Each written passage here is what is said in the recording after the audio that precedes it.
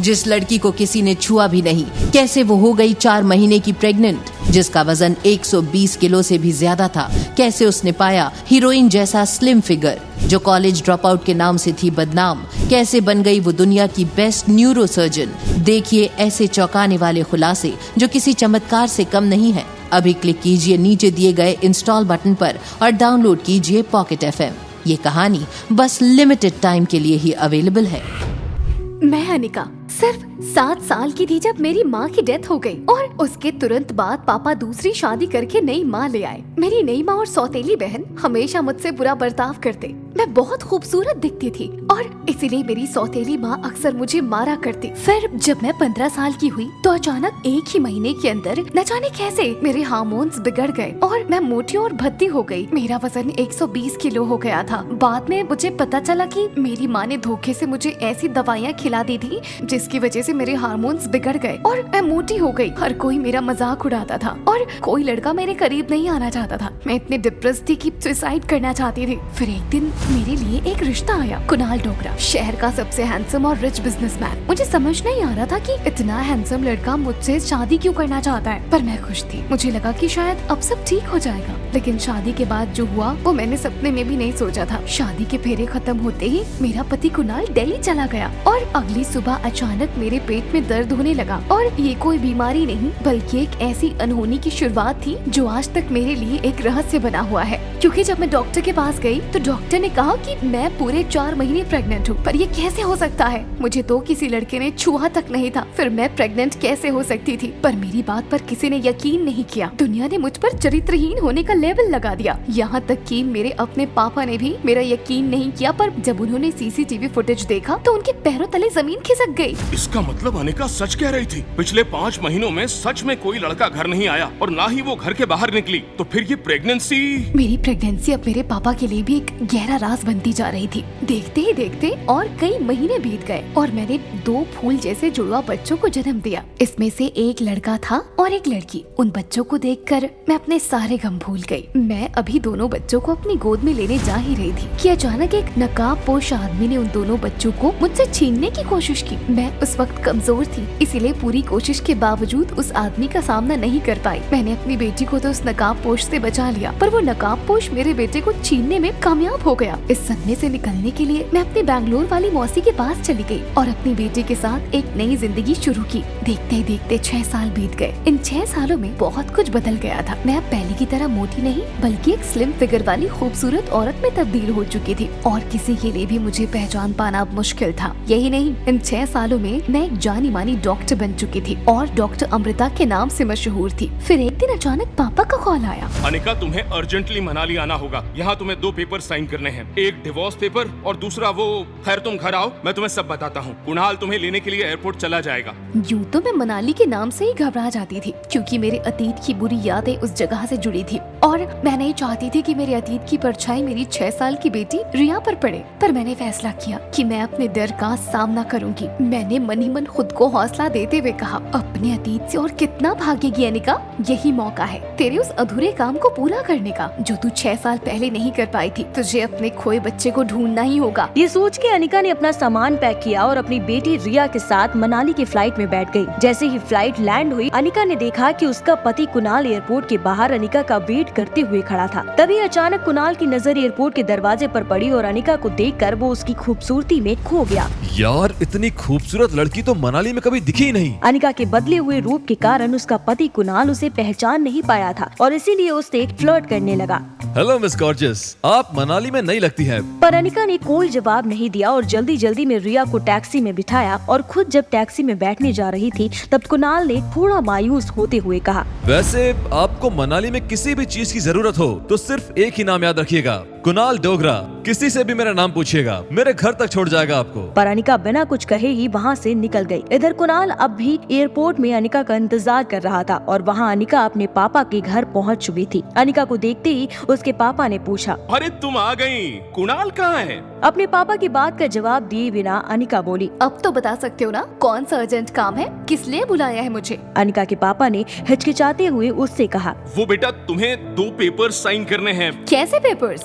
देख बेटा, 6 साल से तू और कुणाल अलग हैं। तू अपनी जिंदगी में खुश है और अब वो भी अपनी लाइफ में आगे बढ़ना चाहता है, इसलिए बेहतर है कि तुम दोनों डिवोर्स ले लो। तुझे डिवोर्स पेपर पे साइन करना है। ये सुन अनिका ने तुरंत कहा। मैं तैयार हूँ, बताइए कहाँ साइन करना है। अनिका के पापा ने उसकी तरफ एक डॉक्यूमेंट बढ़ाया और अनिका ने बिना किसी सवाल जवाब के उन पे अपना सिग्नेचर कर दिया और फिर बोली, वैसे पापा, कुणाल के दादाजी तो डिवोर्स के खिलाफ थे, क्या वो इस बात के लिए मान गए? अनिका का ये सवाल सुनकर उसके पापा ने कहा, तूने शायद ठीक से सुना नहीं। मैंने कहा था तुम्हें 2 पेपर साइन करने हैं, एक डिवोर्स पेपर और दूसरा ये जो कुणाल के दादाजी चाहते हैं। ये कहकर अनिका के पापा ने एक और डॉक्यूमेंट अनिका की तरफ बढ़ा दिया। अनिका ने एक एक करके उस डॉक्यूमेंट के पन्ने को पढ़ना शुरू किया तो उसके पैरों तले जमीन खिसक गई और गुस्से से उबलती हुई अपने पापा से बोली, छी! एक बाप होकर आप अपनी बेटी से इन पेपर्स पर साइन करने के लिए कह रहे हैं? कुणाल के दादाजी ने ये घटिया शर्त रखी और आप मान गए?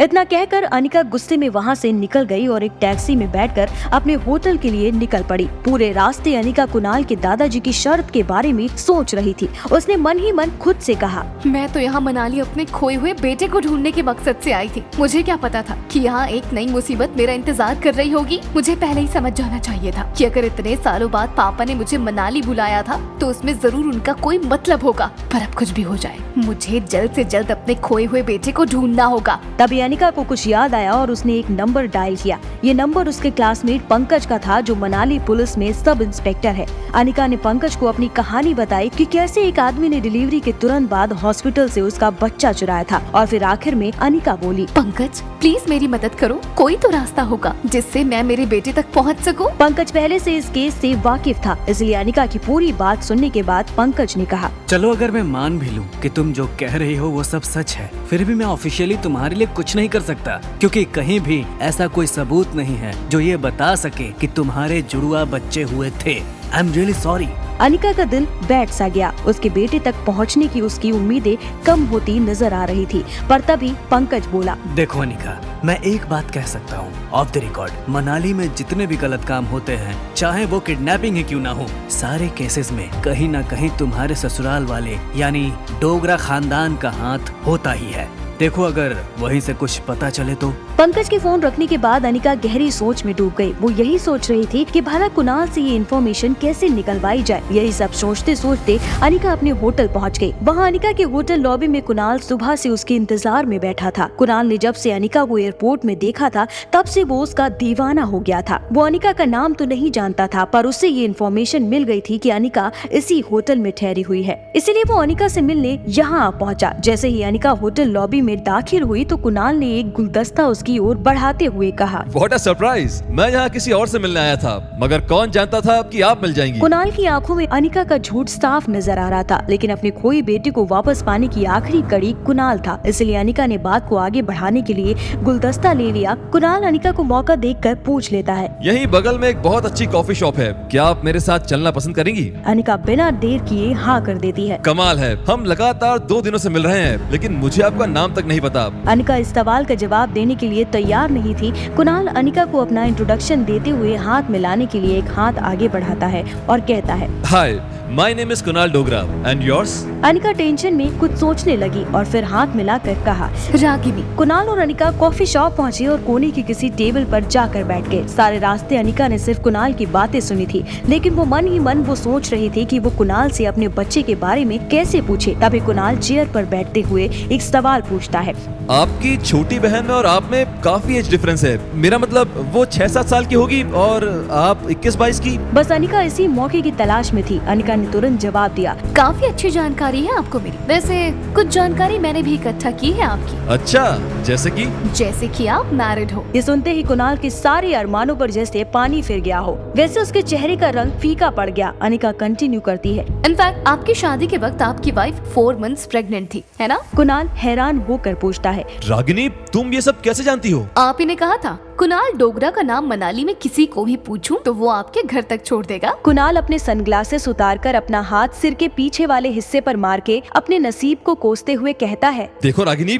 उस लड़की के साथ तो मैंने 2 मिनट भी नहीं गुजारे। शादी के फेरे पूरे होते ही मैं दिल्ली चला गया था और जब वापस आया तब तक उसकी डिलीवरी का वक्त हो चुका था। उसने एक बच्ची को जन्म दिया और अपनी मौसी के साथ बेंगलुरु चली गई। बस इतना ही? और उसका बेटा कहाँ है? ये सुनकर कुणाल एकदम से सुन्न हो गया। उसकी आवाज जैसे उसके हलक में अटक गई हो। वैसे अटक अटक के वो बोला, वो बेटा नहीं, कौन बेटा? अनिका का पारा पूरी तरह चढ़ चुका था। उसने बिना कुछ सोचे खुद की बात पर जोर देते हुए सीधा ही पूछ लिया, उसका बेटा, उस लड़की ने जुड़वा बच्चों को जन्म दिया था, तो उसका बेटा कहाँ है? कुणाल चौंका हुआ तो था ही, लेकिन साथ ही उसको हल्का सा शक हुआ कि रागिनी इस तरह अनिका के बारे में क्यों पूछ रही है। और तभी मानो जैसे अनिका ने कुणाल के एक्सप्रेशंस पढ़ लिए हो, वैसे तो वो तुरंत बात घुमाते हुए बोली, ठीक है, मत बताओ, मैं भी ऐसे किसी इंसान के साथ फ्रेंडशिप नहीं कर सकती जो मुझसे बातें छुपाता हो। इतना कहकर अनिका झूठ मूठ का वहाँ से उठकर जाने का नाटक करने लगी। अनिका कुछ कदम आगे चली ही थी कि तभी पीछे से कुणाल ने नर्वस सा मुंह बनाकर थोड़ी बुझी हुई आवाज में कहा, देखो रागिनी, मैं सचमुच नहीं जानता कि उस बच्चे का क्या हुआ, प्लीज मेरा यकीन करो। ये सुन के अनिका की आखिरी उम्मीद भी टूट गई। वो समझ चुकी थी कि कुणाल उसकी किसी काम का नहीं है, इसलिए वो कुणाल को टालने के इरादे से बोली, मैं जल्दी से नए दोस्त नहीं बनाती, उनके बारे में जब तक पूरी इन्फॉर्मेशन ना हो मैं दोस्ती नहीं करती। अब तो सब कुछ जान लिया मेरे बारे में, अब तो दोस्ती का हाथ आगे बढ़ा दो। इतनी आसानी से नहीं, तुम्हें इंतजार करना होगा। इतना कहकर अनिका वहाँ से चली गई। अगले दिन अनिका की सौतेली बहन कामनी तेज कार चलाकर किसी का पीछा कर रही थी। ये कोई और नहीं कुणाल था। कामनी और कुणाल की मंगनी हो चुकी थी, पर पिछले कुछ दिनों से कुणाल का बर्ताव कुछ अजीब था। कुणाल ना ही कामनी का फोन उठा रहा था और ना ही कॉल बैक कर रहा था, इसलिए कामनी को कुणाल पर शक होने लगा। कामनी ने देखा कि कुणाल की गाड़ी होटल पैराडाइज के बाहर रुक गई और वो होटल के स्टाफ को इंस्ट्रक्शंस देने लगा। मेरे दोस्त यहाँ शाम 6 बजे से आना शुरू हो जाएंगे, उन्हें किसी भी बात की कमी नहीं होनी चाहिए। कुणाल ने जेब से पैसों की गड्डी निकाली और उनके हाथ में रख दी। और पैसे चाहिए तो मिल जाएंगे, मगर याद रखना कोई गलती नहीं होनी चाहिए। सारा हॉल फूलों से सजा देना, और हाँ, यहाँ बीच में एक स्पॉटलाइट और मुझे एक फॉलो लाइट भी चाहिए। जब मैं वो दरवाजे से अंदर आऊंगा तो मेरे हाथ में फूलों का गुलदस्ता होगा। मैं चाहता हूँ कि वो फॉलो लाइट मुझे फॉलो करे। मैं चलकर लड़की के पास आऊंगा और जैसे ही मैं उसके पास पहुँचूं, हॉल की सारी लाइटें ऑन कर देना। ठीक इस वक्त डीजे से कहना कि मैंने सिलेक्ट किया हुआ गाना बजा दे। दरवाजे के बाहर खड़ी कामनी कुछ समझ नहीं पा रही थी कि कुणाल आखिर करना क्या चाहता था। तभी वहाँ होटल का एक सफाई स्टाफ वहाँ आया। उसने कामनी को इस तरह खड़ी देखकर हैरानी से पूछा, एक्सक्यूज मी मैडम, आपको कुछ चाहिए? वेटर को देख कामनी घबरा के वहाँ से भाग गई। उधर कुणाल ने वेटर को एक तस्वीर दिखाकर कहा, इस लड़की को गौर से देखो, इसका नाम रागिनी है और ये तुम्हारे होटल में ही रुकी है। बस तुम्हें ये पता लगाना है कि होटल के किस रूम में रुकी है। फिर कुणाल ने जेब से एक लेटर निकाला, उसे देते हुए कहा, जैसे ही वो मिल जाए उससे बस ये लेटर दे देना। होटल स्टाफ को इंस्ट्रक्शन देकर कुणाल वहाँ से निकल गया। वो अपनी जेब से फोन निकालकर एक हाथ से ड्राइव करते हुए एक हाथ से मैसेज टाइप करने लगा। कुणाल ये मैसेज अपने नजदीकी दोस्तों को करने वाला था। वो चाहता था कि वो अपनी नई खूबसूरत दोस्त को अपने सारे फ्रेंड से इंट्रोड्यूस करवाए। गाड़ी चलाते हुए मैसेज भेजने वाले कुणाल को ये नहीं पता चला कि कब उसने गलती से ये मैसेज कामनी को भी भेज दिया। जैसे ही कामनी ने ये मैसेज पढ़ा तो उसका चेहरा खिल गया। ठीक शाम 6 बजे होटल पैराडाइज के बॉल रूम में पहुंच जाना। ये मैसेज पढ़कर कामनी को लगा कि सारी प्लानिंग कुणाल ने इसलिए की थी ताकि आज शाम को वो कामनी को शादी के लिए प्रपोज कर सके। कामनी खुशी से उछल पड़ी और उसने मन में सोचा, आज उस अनिका की बच्ची को बताती हूँ कि कामिनी क्या चीज है। ये सोचकर उसने अनिका को फोन लगाया। तुम्हें क्या लगा कि तुम कुणाल के दादाजी की शर्त नहीं मानोगी तो वो मुझसे शादी नहीं करेगा? जरा सी सुंदर क्या दिखने लगी? तुम्हें लगा कि कुणाल को मुझसे छीन लोगी?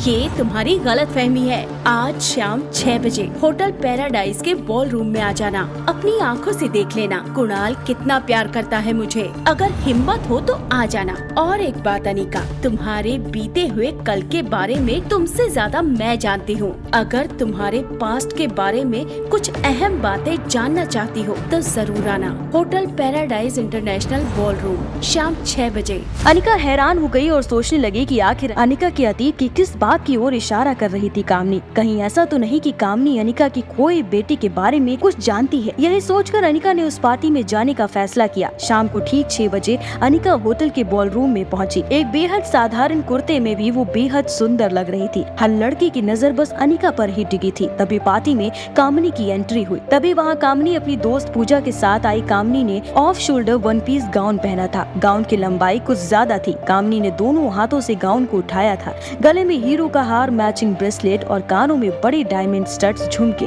भारत की ज्यादातर लड़कियां शादी में इतना नहीं सजती होंगी जितना कामनी इस पार्टी के लिए सज के आई थी। ये देखकर उसका एक दोस्त बोला, क्या बात है कामिनी, आज कुछ स्पेशल है क्या? तो किसी ने कहा, कोई हमें भी तो बताओ किस बात की पार्टी है आज। कहीं आज तुम दोनों कोई बड़ा अनाउंसमेंट तो नहीं करने वाले? ये सुनकर कामनी के गाल लाल हो गए। वो चाहकर भी अपनी स्माइल नहीं छुपा सकती थी। थोड़ी देर रुक जाओ, सब कुछ पता चल जाएगा, तब तक पार्टी एंजॉय करो। लाउड म्यूजिक बजने लगा और लड़की लड़की आपस में डांस करने लगे। वैसे तो कामनी ने अनिका को देख लिया था, मगर वो जानबूझकर अनिका से 2 टेबल दूर जाकर बैठी। अनिका ने जैसे ही कामनी को देखा तो वो उसके टेबल के पास गई और रिक्वेस्ट करते हुए पूछा, तुम फोन पर मेरे पास्ट के किसी राज की बात कह रही थी? कामिनी, अगर तुम मेरे बेटे के बारे में कुछ जानती हो तो प्लीज मुझे बताओ। कामनी अनिका को घूरने लगी। अनिका की खूबसूरती कामनी की आंखों में चुभने लगी थी। कुछ ही सेकंड में कामनी को एहसास हो गया कि सादे लिबास में भी अनिका कामनी से काफी ज्यादा खूबसूरत लग रही थी। कामनी की जलन अचानक गुस्से में बदल गई। उसने बड़ी रूडली अनिका से कहा, अरे अरे, ऐसी भी क्या जल्दी है अनिका दीदी? तुम्हारे अतीत का काला राज भी तुम्हारे आगे जरूर खोलूंगी, पर पहले पार्टी को एंजॉय करो। कुणाल मुझे कैसे प्रपोज करता है ये नहीं देखोगी? सच बताओ, कुणाल ने मेरे लिए इतनी अरेंजमेंट्स की हैं। ये देख के तुम्हें जलन हो रही है ना? तुम्हें क्या लगा था तुम्हारा ये बदला हुआ रूप देखकर कुणाल मुझसे रिश्ता तोड़ देगा? ये तुम्हारा वहम है। कामनी की बात सुनकर अनिका बोली, देखो, मेरा ऐसा कोई इंटेंशन नहीं है। मैं बस अपने खोए बेटे को वापस पाना चाहती हूँ। मुझे बस उसके बारे में बता दो, वो कहाँ है? कामनी की आवाज अब जोर पकड़ रही थी। और कितने दाग लगाओगी परिवार पर? बेशर्मी की हद होती है। एक नाजायज बच्चे को लेकर घूम रही हो और दूसरे का पता पूछ रही हो, और अब यहाँ मुझसे मेरा प्यार छीनने की कोशिश कर रही हो। अच्छा किया था माँ ने तुम्हारे साथ। इतनी मोटी और बदसूरत होने के बावजूद कुंवारी माँ बन गई थी। अगर तुम उस वक्त ऐसी लगती तो पता नहीं क्या करती। अनिका के चेहरे का रंग उठते देख कामनी को मजा आने लगा था। जले पर नमक छिड़कते हुए कामनी ने कहा, और इतनी मोटी और बदसूरत होने के बावजूद पता नहीं किस आवारा के साथ रात बिता कर आई थी। शी, तुम्हें तो सौतेली बहन कहने में भी शर्म आती है। ये सुनते ही अनिका का गुस्सा 7वें आसमान पर पहुंच गया और वो बोली, क्या कहा तुमने? मुझे शर्म आनी चाहिए? और जो तुम्हारी माँ ने मेरे साथ किया उसका क्या? अरे सौतेला व्यवहार तो मेरे साथ तुम लोगों ने किया है। देखो कामिनी, मैं तुमसे और बहस नहीं करना चाहती। अगर तुम्हें कुछ भी पता है मेरे बेटे के बारे में तो प्लीज बताओ मुझे। मैं तुम्हारे आगे हाथ जोड़ती हूँ। अनिका की तड़प उसकी आंखों और शरीर में साफ दिखाई दे रही थी। वो कांपते हाथों से कामनी के आगे गिड़गिड़ाने लगी, पर तभी गलती से जूस का गिलास कामनी के कपड़ों पर उलट गया। कामनी अपना गाउन झटकते हुए खड़ी हुई। यू स्टूपिड वुमेन, मेरी पूरी ड्रेस खराब कर दी। जानबूझ के किया ना तुमने ये सब? मैं जानती हूँ तुम यहाँ किस मकसद से आई हो। तुम बस किसी तरह मेरी पार्टी खराब करना चाहती थी ना? Get out from here. Kamini ने अनिका को धक्का मारा। अनिका जमीन पर गिरी। उसे तो नहीं लगी, मगर उसका फोन टूट गया। कामनी पूजा के साथ अपना ड्रेस ठीक करने वॉशरूम चली गई। तभी अचानक बॉलरूम की लाइट्स ऑफ हो गई। मेन डोर की फॉलो लाइट शुरू हो गई। जब गेट खुला तो अंदर कुणाल एक गिटार के साथ एंटर हुआ। बॉलरूम में चारों तरफ अंधेरा था। स्पॉटलाइट सिर्फ कुणाल पर थी। कुणाल ने गिटार की स्विंग पर एक बार जोर से उंगलियां फेरी और सबका ध्यान अपनी ओर खींच लिया। बड़े फिल्मी अंदाज से कुणाल बोला, आज मैं अपने दिल की बात एक लड़की से कहने वाला हूँ। बस आप सबका मुझे उसमें थोड़ा सा साथ चाहिए। अंधेरे में लोग आवाज करने लगे। अरे कौन है वो लड़की? हमें भी तो बताओ। किसी ने कहा। अरे भाई जरा खुल के बोलो, जो कहना चाहते हो। तो कहीं से आवाज आई, एक काम करो, कोई अच्छा सा गाना गाओ। बॉलरूम में हल्की लाल लाइट ऑन हुई। कुणाल की नजर फोन ऑन करने की कोशिश करती हुई अनिका पर पड़ी। कुणाल की उंगलियां गिटार स्ट्रिंग्स पर घूमने लगी। वो गिटार पर एक रोमांटिक धुन बजाने लगा। सब लोग सुर में ताली बजाकर और चुटकी बजाकर उसका साथ दे रहे थे। वॉशरूम से कामनी पूजा के साथ बाहर आई। कामनी ने देखा कि उसने कुणाल की एंट्री मिस कर दी थी। उसने अपना एक पाँव जोर से जमीन पर पटका और पूजा से कहा, उस अनिका ने पूरी शाम का मजा खराब कर दिया। पूजा ने कहा, शाम तो अभी शुरू हुई है, तुम अपना मूड मत बिगाड़ो। देखो कुणाल तुम्हारे लिए कितनी अच्छी धुन बजा रहा है। हाय, काश कोई मुझे भी इतना प्यार करता। कुणाल की उंगलियां गिटार पर जादू बिखेर रही थी। वो धुन बजाते हुए बिल्कुल धीरे धीरे अनिका की ओर बढ़ रहा था। कामनी अपना ड्रेस दोनों हाथों से पकड़े धीरे धीरे कुणाल के पीछे चल रही थी। कामनी को लग रहा था कि कुणाल की नजर उस पर नहीं पड़ी। शायद कुणाल उसे ढूंढने की कोशिश कर रहा था, लेकिन कुणाल की नजरों में सिर्फ एक ही लड़की थी जिसकी ओर वो धीरे धीरे बढ़ रहा था। जैसे ही कुणाल अनिका के नजदीक पहुंचा, वो अपने घुटनों के बल बैठ गया और बोला, मैंने आज तक तुम जैसी खूबसूरत लड़की नहीं देखी। क्या तुम मुझसे दोस्ती करोगी? अनिका को ये सब बहुत अजीब लगा। वो बस कमरे में यहाँ वहाँ देखने लगी। कामिनी को जो हुआ उस पर उसे विश्वास नहीं हो रहा था। वो बोलने की कोशिश कर रही थी मगर उसके मुंह से आवाज नहीं निकल रही थी। किसी तरह कामिनी ने पूरी जोर लगाकर अपने मुंह से आवाज निकाली। कुणाल, ये क्या कर रहे हो? कुणाल ने पीछे मुड़कर देखा तो बिल्कुल चौंक गया। वो उठकर बोला, कामिनी तुम यहाँ क्या कर रही हो? कामिनी ने कुणाल का कॉलर पकड़कर उससे पूछा, तुमने ये सब कुछ इसके लिए किया है? कामिनी की सांस फूलने लगी थी। कुणाल ऑकवर्ड सिचुएशन में फंस चुका था। उसने अपना हाथ झटकते हुए कामिनी से कहा, देखो तुम चली जाओ यहाँ से, मैं तुमसे बाद में बात करूँगा। सारे दोस्तों के सामने कामिनी की बहुत बड़ी इंसल्ट हुई थी। लोग मन ही मन हंस भी रहे थे कामिनी पर। कामिनी की आंखों से आंसू टपकने लगे। वो रोते रोते कुणाल को पूछने लगी, ऐसा कैसे कर सकते हो तुम मेरे साथ? तुमने इसके लिए मेरा दिल तोड़ा, इस बेशर्म लड़की के लिए मेरा दिल दुखाया। कामिनी और कुणाल की बहस देखकर अनिका को एहसास हो गया कि यहाँ हालत बहुत बिगड़ चुके हैं और इस वक्त उसका यहाँ से चले जाना ही ठीक होगा। इसलिए वो वहाँ से उठकर बाहर जाने लगी। ये देखकर कुणाल कामिनी पर भड़क गया। जस्ट शट अप कामिनी, तुम्हें तो बात करने की भी तमीज नहीं है। तुम्हारी वजह से रागिनी गुस्सा होकर चली गई। मेरी पूरी पार्टी खराब कर दी तुमने। ये कहकर कुणाल भी अनिका के पीछे चल पड़ा और कामिनी ने मन में सोचा, रागिनी? ये कुणाल अनिका को रागिनी क्यों कह रहा था? क्या ये लड़की सच में अनिका नहीं रागिनी है और अब तक अनिका बनने का नाटक कर रही थी, या फिर अनिका ने कुणाल से झूठ बोला? मुझे तो पहले से ही शक था कि भला वो मोटी अनिका इतनी सुंदर कैसे बन गई। जो भी हो, मुझे सच्चाई का पता लगाना ही होगा। कामिनी गुस्से से जलते हुए कुणाल के पास गई। उसके 6 साल के प्यार को कल की आई एक लड़की ने छीन लिया था और इसलिए उसके सर पर खून सवार था। उसने कुणाल को पीछे से पकड़ लिया और चिल्लाते हुए बोली, तुम मेरे सामने उसको प्रपोज कर रहे हो और कह रहे हो कि मैंने पार्टी खराब की, तो मेरा क्या? और तुम बार बार उसे रागिनी नाम से क्यों बुला रहे हो? वो कलमुही अनिका है, तुम्हारी वो मनहूस बीवी और मेरी सौतेली बहन। कामिनी के मुँह से ये बात सुन कुणाल थोड़ी देर के लिए चुप हो गया। उसका दिल मानने को तैयार ही नहीं था कि वो हीरोइन जैसी सुंदर लड़की अनिका हो सकती है। वो और अनिका? तुम क्या पागल हो गई हो कामिनी? वो मोटी भैंस जैसी बदसूरत अनिका और ये खूबसूरती की मूरत मेरी रागिनी, दोनों का कोई मेल है क्या? पागल मैं नहीं, तुम हो चुके हो, वो भी उस डायन के पीछे। अगर तुम्हें यकीन नहीं आता तो देखो कौन है वो। कामिनी ने कुणाल का हाथ पकड़ा और उसे खींचकर बाहर ले आई, पर वो लड़की कहीं नहीं दिख रही थी। कामिनी को लगा जैसे उसके एक तरफ कुआं तो दूसरी तरफ खाई है। कुणाल डोगरा, जिसको पाने के लिए उसने 6 साल इंतजार किया था, वो रागिनी के नाम की रट लगाए बैठा था। और उससे भी डरावनी बात ये थी कि रागिनी में कामिनी को उसकी सौतेली बहन अनिका की परछाई दिखी थी। और इन दोनों मुश्किलों का एक ही हल था, उस रागिनी नाम की लड़की का पता लगाना। अगर वो लड़की सच में अनिका है तो कुणाल भी उसे छोड़ देगा। तभी कामिनी को कुछ याद आया। कुणाल, तुमने कहा ना कि रागिनी को तुमने इसी होटल में पहली बार देखा था? कुणाल के बस हाँ करने की देर थी और कामिनी कुणाल का हाथ पकड़कर उसे रिसेप्शन के पास ले गई। उसने रिसेप्शनिस्ट से पूछा, अनिका गुलेरिया कौन से कमरे में रुकी है? हमें उनसे मिलना है। रिसेप्शनिस्ट ने चेक किया पर अनिका के नाम की कोई बुकिंग नहीं थी। तभी कुणाल ने रागिनी का नाम पूछा और रागिनी वर्मा की बुकिंग रूम नंबर 2042 में थी।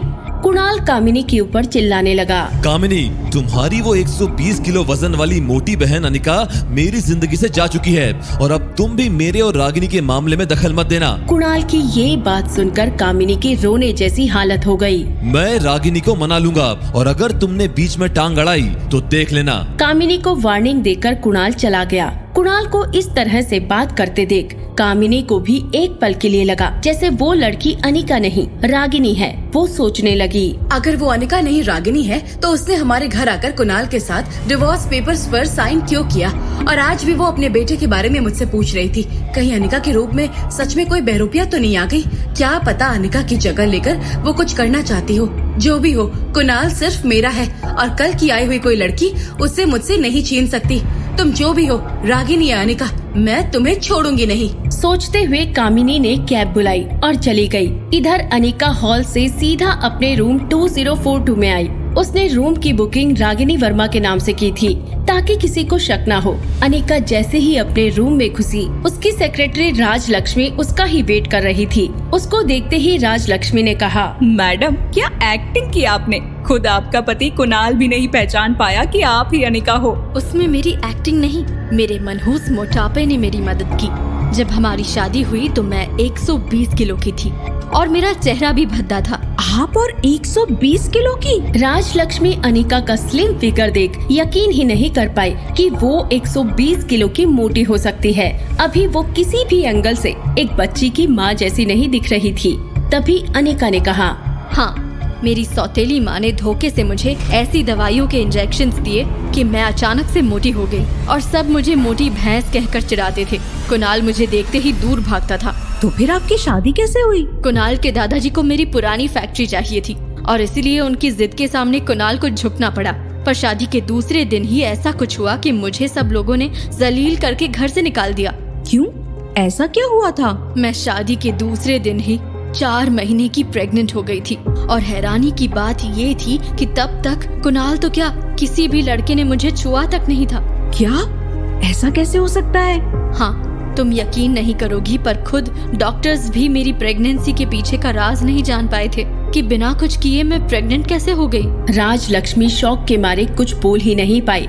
उसने ऐसा अजीब किस्सा सुना था पर उसे नहीं पता था कि जिस लड़की के साथ वो 3 साल से काम कर रही थी वो हादसा उसी के साथ हुआ था। इसलिए कुणाल ने मुझे ठीक तरह से देखा भी नहीं था और अब वो सोच भी नहीं सकता कि जिस रागिनी के पीछे वो हाथ धोकर पड़ा है वो उसकी ही बीवी अनिका है। पर मुझे उससे कोई फर्क नहीं पड़ता। मुझे मेरे बेटे को ढूंढना है बस।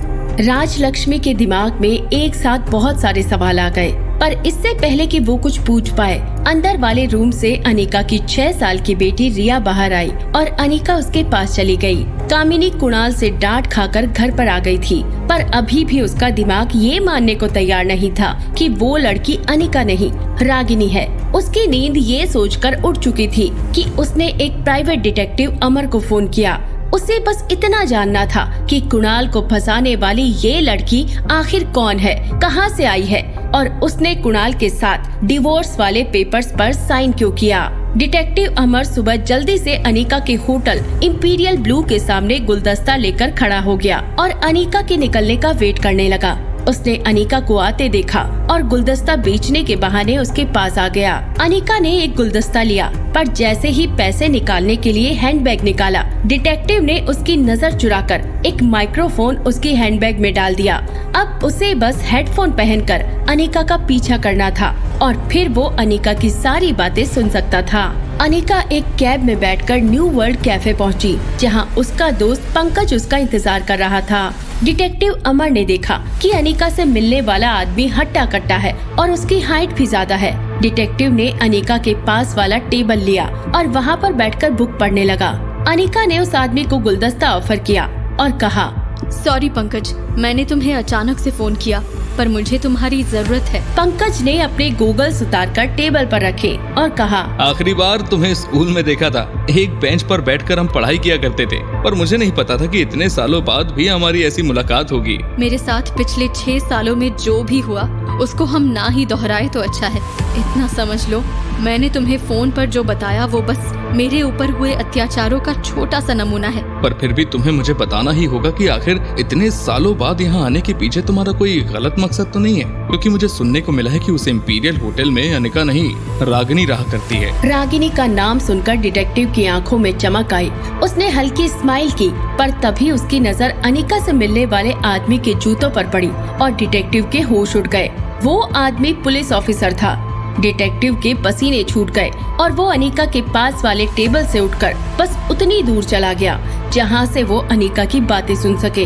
अनिका को लगा कि पंकज उसका दोस्त होने के साथ एक पुलिस ऑफिसर भी है और उसकी मदद लेने के लिए उसे अपनी सारी बातें बतानी होंगी। पंकज, मैं जानती हूँ मेरी दोहरी पहचान जानकर तुम्हें मुझ पर शक हुआ होगा पर मैं ये सब अपनी बेटी की सेफ्टी के लिए कर रही हूँ। तुम्हें ये तो पता होगा कि कैसे शादी के दूसरे दिन ही मैं अचानक से ही 4 महीने की प्रेग्नेंट हो गई थी। हाँ, वो एक ऐसा हादसा था कि ना किसी ने सुना और ना ही किसी ने देखा। मेरी गलती ना होने के बावजूद सबने मुझे ही ब्लेम किया। मेरी फैमिली और कुणाल दोनों ने ही मुझे जलील करके निकाल दिया। तो मैं भी ये शहर मनाली को छोड़ बैंगलोर बस गई। मैंने बैंगलोर में जुड़वा बच्चों को जन्म दिया और मेरे दोनों बच्चों को देखकर मुझे लगा कि मेरी दुनिया पूरी हो गई। पर मेरी ये खुशी सिर्फ 2 घंटे टिकी।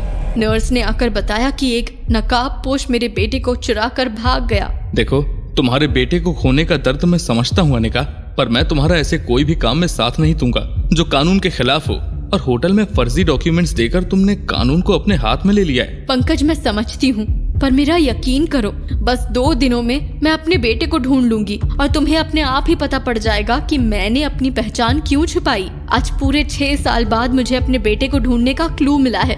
क्या तुम मेरी इंक्वायरी ना करके मेरी मदद कर सकते हो? अनिका की ये बात सुन पंकज थोड़ी देर के लिए चुप हो गया, पर उसे अपनी बचपन की दोस्त पर यकीन था। उसने अनिका का हाथ पकड़ा और बोला, मुझे तुम पर भरोसा है अनिका, पर क्या मैं जान सकता हूँ आखिर वो कौन सी कड़ी है जिससे तुम अपने बेटे तक पहुँच सकती हो? ये सुनकर अनिका फ्रीज हो गई।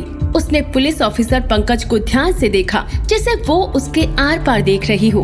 उसे लगा कि पंकज उसकी सच में मदद करना चाहता है और उसने पंकज को वो कड़ी बताई। मुझे बैंगलोर में किसी का। अनिका बोल ही रही थी कि तभी कैफे में उसके सामने वाली टेबल पर कुछ लोग बर्थडे सेलिब्रेट करने लगे। उसके शोर में डिटेक्टिव को कुछ सुनाई नहीं दे रहा था। उसने बर्थडे सेलिब्रेट करने वाले लोगों के चुप होने का वेट किया।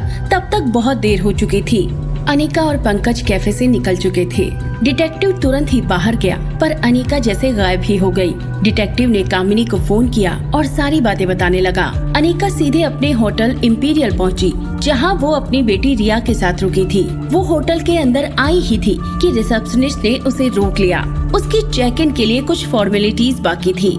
उसने प्रोसीजर कंप्लीट ही किया था कि उसकी नजर उसकी बेटी रिया पर पड़ी। वो लिफ्ट के बटन से खेल रही थी। अनिका को उसे ऐसे अकेले घूमते देख घबराहट हुई और वो तुरंत उसके पास दौड़ गई। उसने अपनी 6 साल की रिया से पूछते हुए कहा, तुम नीचे क्यों आई?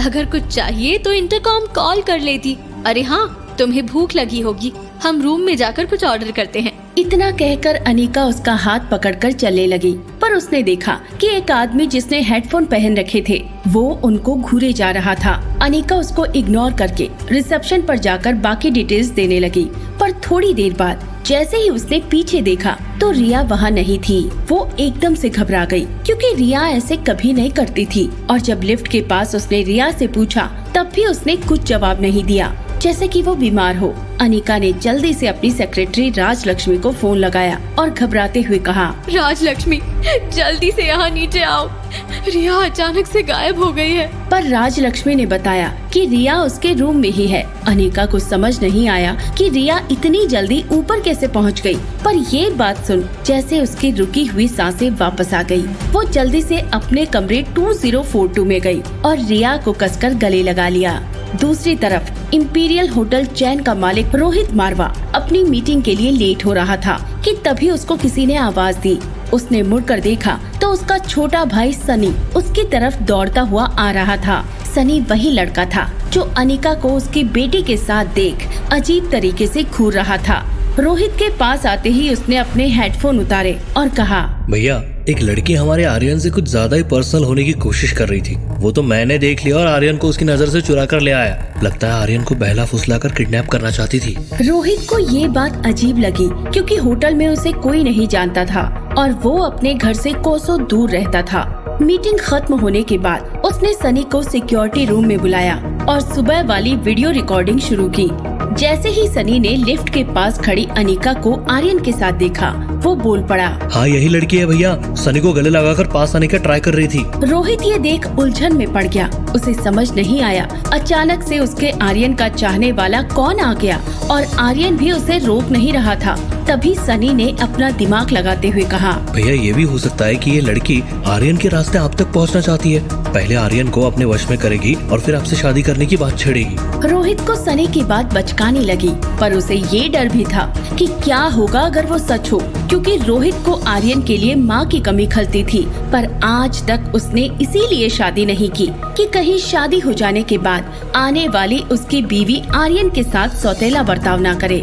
आखिर क्या थी इन दोनों बच्चों आर्यन और रिया के एक जैसे दिखने के पीछे की वजह? क्या आर्यन अनिका का खोया हुआ बेटा ही था तो वो रोहित के पास कैसे आया? क्या एक ही होटल में रहते हुए अनिका जान पाएगी अपने बेटे का राज, या बिछड़ जाएंगे एक दूसरे से मिलने से पहले ही? दूसरे दिन अनिका सुबह जल्दी उठ गई। उसे अपनी पुरानी फैक्ट्री के मैनेजर मनोज से मिलने जाना था। उसने रिया को उठाया और कहा, मम्मा को एक जरूरी काम से बाहर जाना है, और तुम्हें? अनिका अपनी बात पूरी करे उससे पहले 6 साल की रिया ने कहा, नहाना है, नए कपड़े पहनने हैं, नीचे फोन करके खाना मंगवाना है और गेम बिल्कुल नहीं खेलना है, यही ना मम्मा? अब मैं छोटी बच्ची नहीं हूँ। अरे वाह, मेरी बच्ची तो सच में अपना ध्यान रख सकती है। चलो इसी बात पर गेम खेल लेना, पर इस रूम से बाहर मत निकलना। Is that clear? रिया ने बस हाँ में अपना सर हिलाया और अनिका बाहर चली गई। पर ग्राउंड फ्लोर पर जाते ही उसका प्यार गुस्से में बदल गया।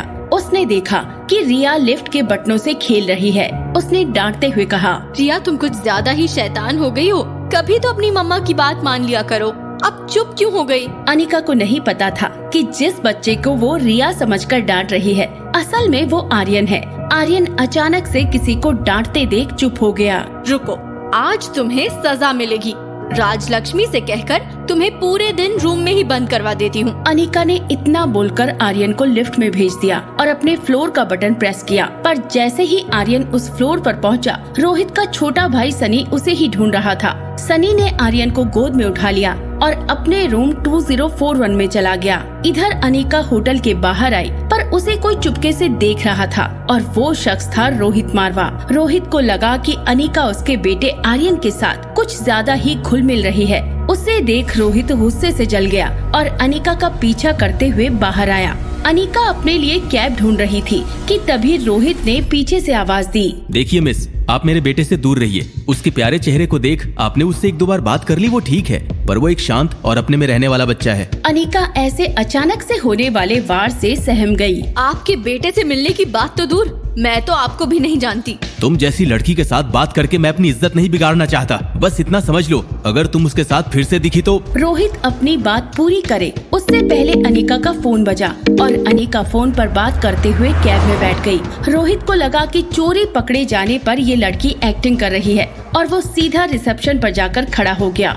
उसने अनिका को फोन पर अपना नाम लेते सुन लिया था। उसने रिसेप्शनिस्ट से कहा, अनिका गुलेरिया किस रूम में है? होटल के मालिक को ऐसे इंक्वायरी करते देख रिसेप्शनिस्ट ने तुरंत ही चेक किया, पर अनिका गुलेरिया के नाम से कोई बुकिंग नहीं थी। रोहित ये सुनकर चौंक गया और उसने सीसीटीवी फुटेज से अनिका का फोटो दिया, पर उसके बाद जो रिसेप्शनिस्ट ने उसे बताया उसे सुनकर रोहित के पैरों तले जमीन खिसक गई। इनका नाम अनिका गुलेरिया नहीं, रागिनी वर्मा है, रूम नंबर 2042। रोहित के हाथ पैर कांपने लगे। उसे लगा जैसे उसका बेटा आर्यन किसी बहरूपिये की जाल में फंस गया है।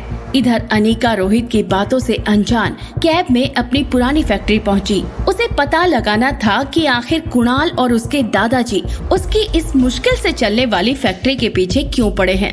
अगर अनिका उसके पीछे की वजह जान ले तो कुणाल को ब्लैकमेल कर सकती थी और उस फैक्ट्री के बदले अपने बेटे के बारे में जान सकती थी। अनिका जैसे ही फैक्ट्री पहुंची, फैक्ट्री का पुराना वफादार मैनेजर मनोज जैसे उसके पैरों में पड़ गया और बोला, तुम्हें देख मुझे अपनी मालकिन और तुम्हारी माँ की याद आ गई। पूरे 6 साल बाद मिल रहा हूँ तुम्हें। अनिका अपनी माँ का जिक्र सुनकर थोड़ी इमोशनल हो गई। एक मनोज ही था जिसके साथ वो अपनी माँ की बात कर सकती थी। काका, मेरी माँ की आखिरी निशानी है ये फैक्ट्री और इसीलिए ही आज तक मैं इसे बेच नहीं पाई। कैसी चल रही है फैक्ट्री? बेटी ऐसा समझ लो, नाव का छेद पकड़ कर बैठा हूँ। सारे वर्कर्स की सैलरी भी मुश्किल से दे पाता हूँ। अनिका मनोज की बात सुनकर और कंफ्यूज हो गई। तो फिर कुणाल के दादाजी हमारी इस छोटी सी फैक्ट्री के पीछे क्यों पड़े हैं? ऐसा क्या है इस फैक्ट्री में जो हम नहीं देख पा रहे? वो तो मुझे भी नहीं समझ आ रहा। एक केमिकल फैक्ट्री जिसमें इक्विपमेंट्स भी पुराने हैं। हाँ, पर तुम्हारी माँ एक बात हमेशा कहती थी जो मुझे आज भी याद है। कैसी बात? वो कहती थी कोयले को प्रोसेस करके हीरा बनाया जा सकता है, पर जो काम कोयला करता है वो हीरा नहीं कर सकता और हमें कोयले में ही खुश रहना चाहिए। ये सुन अनिका के पैरों तले जमीन खिसक गई, क्योंकि 6 साल पहले उसकी शादी की रात फैक्ट्री की बात को छेड़ते हुए कुणाल के दादाजी ने भी कुछ ऐसी ही बात की थी। अनिका कुछ सोच पाए उससे पहले ही मनोज ने फैक्ट्री की चाबी अनिका के हाथों में दे दी और कहा, बेटी अब तुम वापस आ गई हो तो फैक्ट्री का बोझ मेरे ऊपर से हटा दो। पर अनिका ने चाबी नहीं ली। काका, अभी थोड़े वक्त के लिए आपको ही सब कुछ देखना पड़ेगा। जब सही वक्त आएगा मैं खुद आपसे चाबी ले लूंगी। अच्छा बेटी, जैसा तुम ठीक समझो, पर मुझे ये बात समझ नहीं आई तुम बैंगलोर में इतने वक्त रही कैसे? क्योंकि जब तुम चली गई थी मैंने तुम्हें ढूंढने के लिए मेरे लोग भेजे थे, पर सब खाली हाथ आए। यहाँ तक कि पुलिस भी कुछ नहीं बता पाई। अनिका ये सुन मनोज के पास आई और उसकी आंखों में आंख डालकर बोली, क्योंकि बैंगलोर में मैं अनिका गुलेरिया नहीं, डॉक्टर अमृता के नाम से रहती हूँ और उस अमृता को उसके फैमिली के सिवा किसी ने नहीं देखा। वो सिर्फ चुनिंदा लोगों के सामने आती है। अनिका की दूसरी पहचान के बारे में सुन मनोज रुक गया। डॉक्टर अमृता, नामचीन न्यूरोसर्जन? हाँ काका, मैं और मेरी बच्ची सेफ नहीं है और इसी वजह से मैं ये दोहरी पहचान के साथ चलती हूँ। तभी अनिका के मोबाइल पर एक नोटिफिकेशन आया, जिसे देख उसके होश उड़ गए। किसी ने उसका लोकेशन हैक करने की कोशिश की थी और अगर उसका लोकेशन ट्रेस हो जाए तो उसकी पहचान खुल जाने का डर था। उसने तुरंत ही अपनी सेक्रेटरी राजलक्ष्मी को फोन किया और गुस्से से कहा, राजलक्ष्मी, मैंने तुम्हें मेरे फोन की सिक्योरिटी अपडेट करने के लिए कहा था। जल्द से जल्द मेरे फोन से ये मालवेयर दूर करो, वरना तुम्हें पता है डॉक्टर अमृता का गुस्सा कैसा होता है। अनिका तुरंत ही अपनी कार लेकर होटल के लिए निकल गई और अपने रूम में जाकर राजलक्ष्मी को फोन दे दिया। राजलक्ष्मी ने एक्सपर्ट से बात करके प्रॉब्लम सोल्व कर दिया। तभी अनिका को कुछ याद आया और उसने राजलक्ष्मी से पूछा, राजलक्ष्मी, तुम इस होटल के मालिक रोहित मारवा से कभी मिली हो क्या? बहुत ही अजीब आदमी है। आज मुझे उसने बाहर अचानक से रोक लिया और कहने लगा कि मेरे बेटे से दूर रहो, जबकि मैंने तो उसके बेटे को देखा भी नहीं। ये सुन राजलक्ष्मी चौंक गई, क्योंकि वो रोहित को एक जेंटलमैन मानती थी। मैडम, आप सच कह रहे हो क्या? क्योंकि उसके जैसा स्मार्ट और हैंडसम लड़का मैंने कभी नहीं देखा। तभी रिया अंदर वाले रूम से आई और ये देख अनिका ने उसकी ओर आंखें मोटी करके कहा, और मैडम तुम आज क्या भूत चढ़ गया था तुम्हें? मेरे जाते ही नीचे घूमने निकल गई। रिया अनिका की बात समझ नहीं पाई और बोली, मम्मी, मेरा आज ऑनलाइन गेमिंग का टूर्नामेंट था और मैं कमरे के बाहर ही नहीं निकली। वाह, तो अब झूठ बोलना भी सीख गई। राजलक्ष्मी, तुम ही बताओ, रिया को तुमने अकेले बाहर क्यों जाने दिया? ये सुन राजलक्ष्मी बोल पड़ी, मैंने उसे जाने नहीं दिया। शायद रूम की सफाई करते वक्त रिया बाहर चली गई हो। मुझे तुम दोनों से कोई बहाना नहीं सुनना। आगे से मुझे पूछे बिना कोई बाहर नहीं जाएगा, बस। पर मम्मी, मैंने कह दिया ना, जाओ, अब नहाने का वक्त हो गया है। रिया उतरा हुआ मुंह लेकर वहाँ से चली गई। उस मासूम को कहाँ पता था कि उसकी डांट की वजह उसके जैसा ही दिखने वाला कोई और बच्चा था। रूम में पूरे दिन खाली बैठकर रिया का दिमाग खराब हो रहा था। उसने कुछ मस्ती करने की सोची। उसने फोन उठाया और बारी बारी से रैंडम रूम में इंटरकॉम कॉल करने लगी। वो थोड़ी देर इधर उधर की बातें करती और जब शरारत पकड़ी जाती तो फोन काट देती। तभी उसका फोन सामने वाले रूम 2041 में लगा, जिस रूम में रोहित मारवा अपने बेटे आर्यन के साथ रहता था।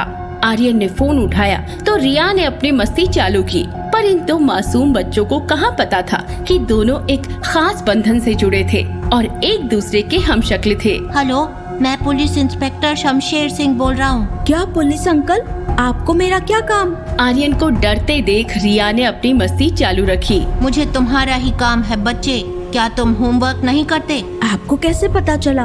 क्या मेरी टीचर ने बताया? नहीं, मुझे तुम्हारी मम्मी ने कंप्लेन की है। रिया के मुंह से मम्मी का जिक्र सुन आर्यन चौंक गया। उसने एकदम डरी आवाज में कहा, क्या आप मेरी माँ को जानते हो? क्योंकि पापा कहते हैं कि मेरी माँ नहीं है।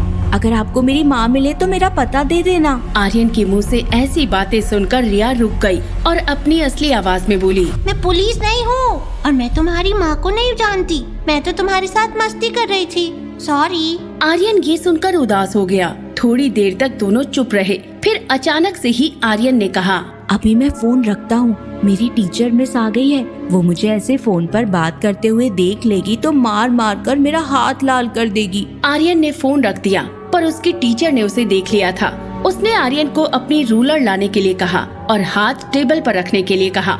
आर्यन को लगा ये सब उस लड़की की वजह से हुआ जिसका फोन आया था। ना ही उसने आर्यन को उसकी माँ से बात करवाई और ऊपर से मार खिलाई, वो अलग। पर मिस मैरी आर्यन को मारने तक नहीं रुकी। उन्होंने 6 साल के मासूम बच्चे को जलील करते हुए कहा, आर्यन, एक तो तुम दिमाग से पैदल हो, ऊपर से ऐसे पढ़ने के बजाय फोन पर लगे रहोगे तो आगे कैसे बढ़ोगे? तुम्हारे पापा को देखो, स्मार्ट, इंटेलिजेंट और हैंडसम है, पर तुम अपने परिवार की इज्जत पर कालिक पोतने पर तुले हो। सिर्फ तुम्हारी वजह से तुम्हारी माँ ने पापा को छोड़ दिया और तुम्हारे दादा दादी ने भी पापा को घर से निकाल दिया। अगर ऐसे ही चलता रहा तो एक दिन तुम्हारे पापा भी तुम्हें छोड़ देंगे। आर्यन के लिए ये बातें थप्पड़ से भी ज्यादा दर्दनाक थी, पर इस 6 साल के दिमाग को इसके लिए क्या करना कुछ समझ नहीं आया। जलील करने के बाद मिस मैरी ने आर्यन को पढ़ाना चालू किया, पर वो पढ़ाई कम और टॉर्चर ज्यादा था।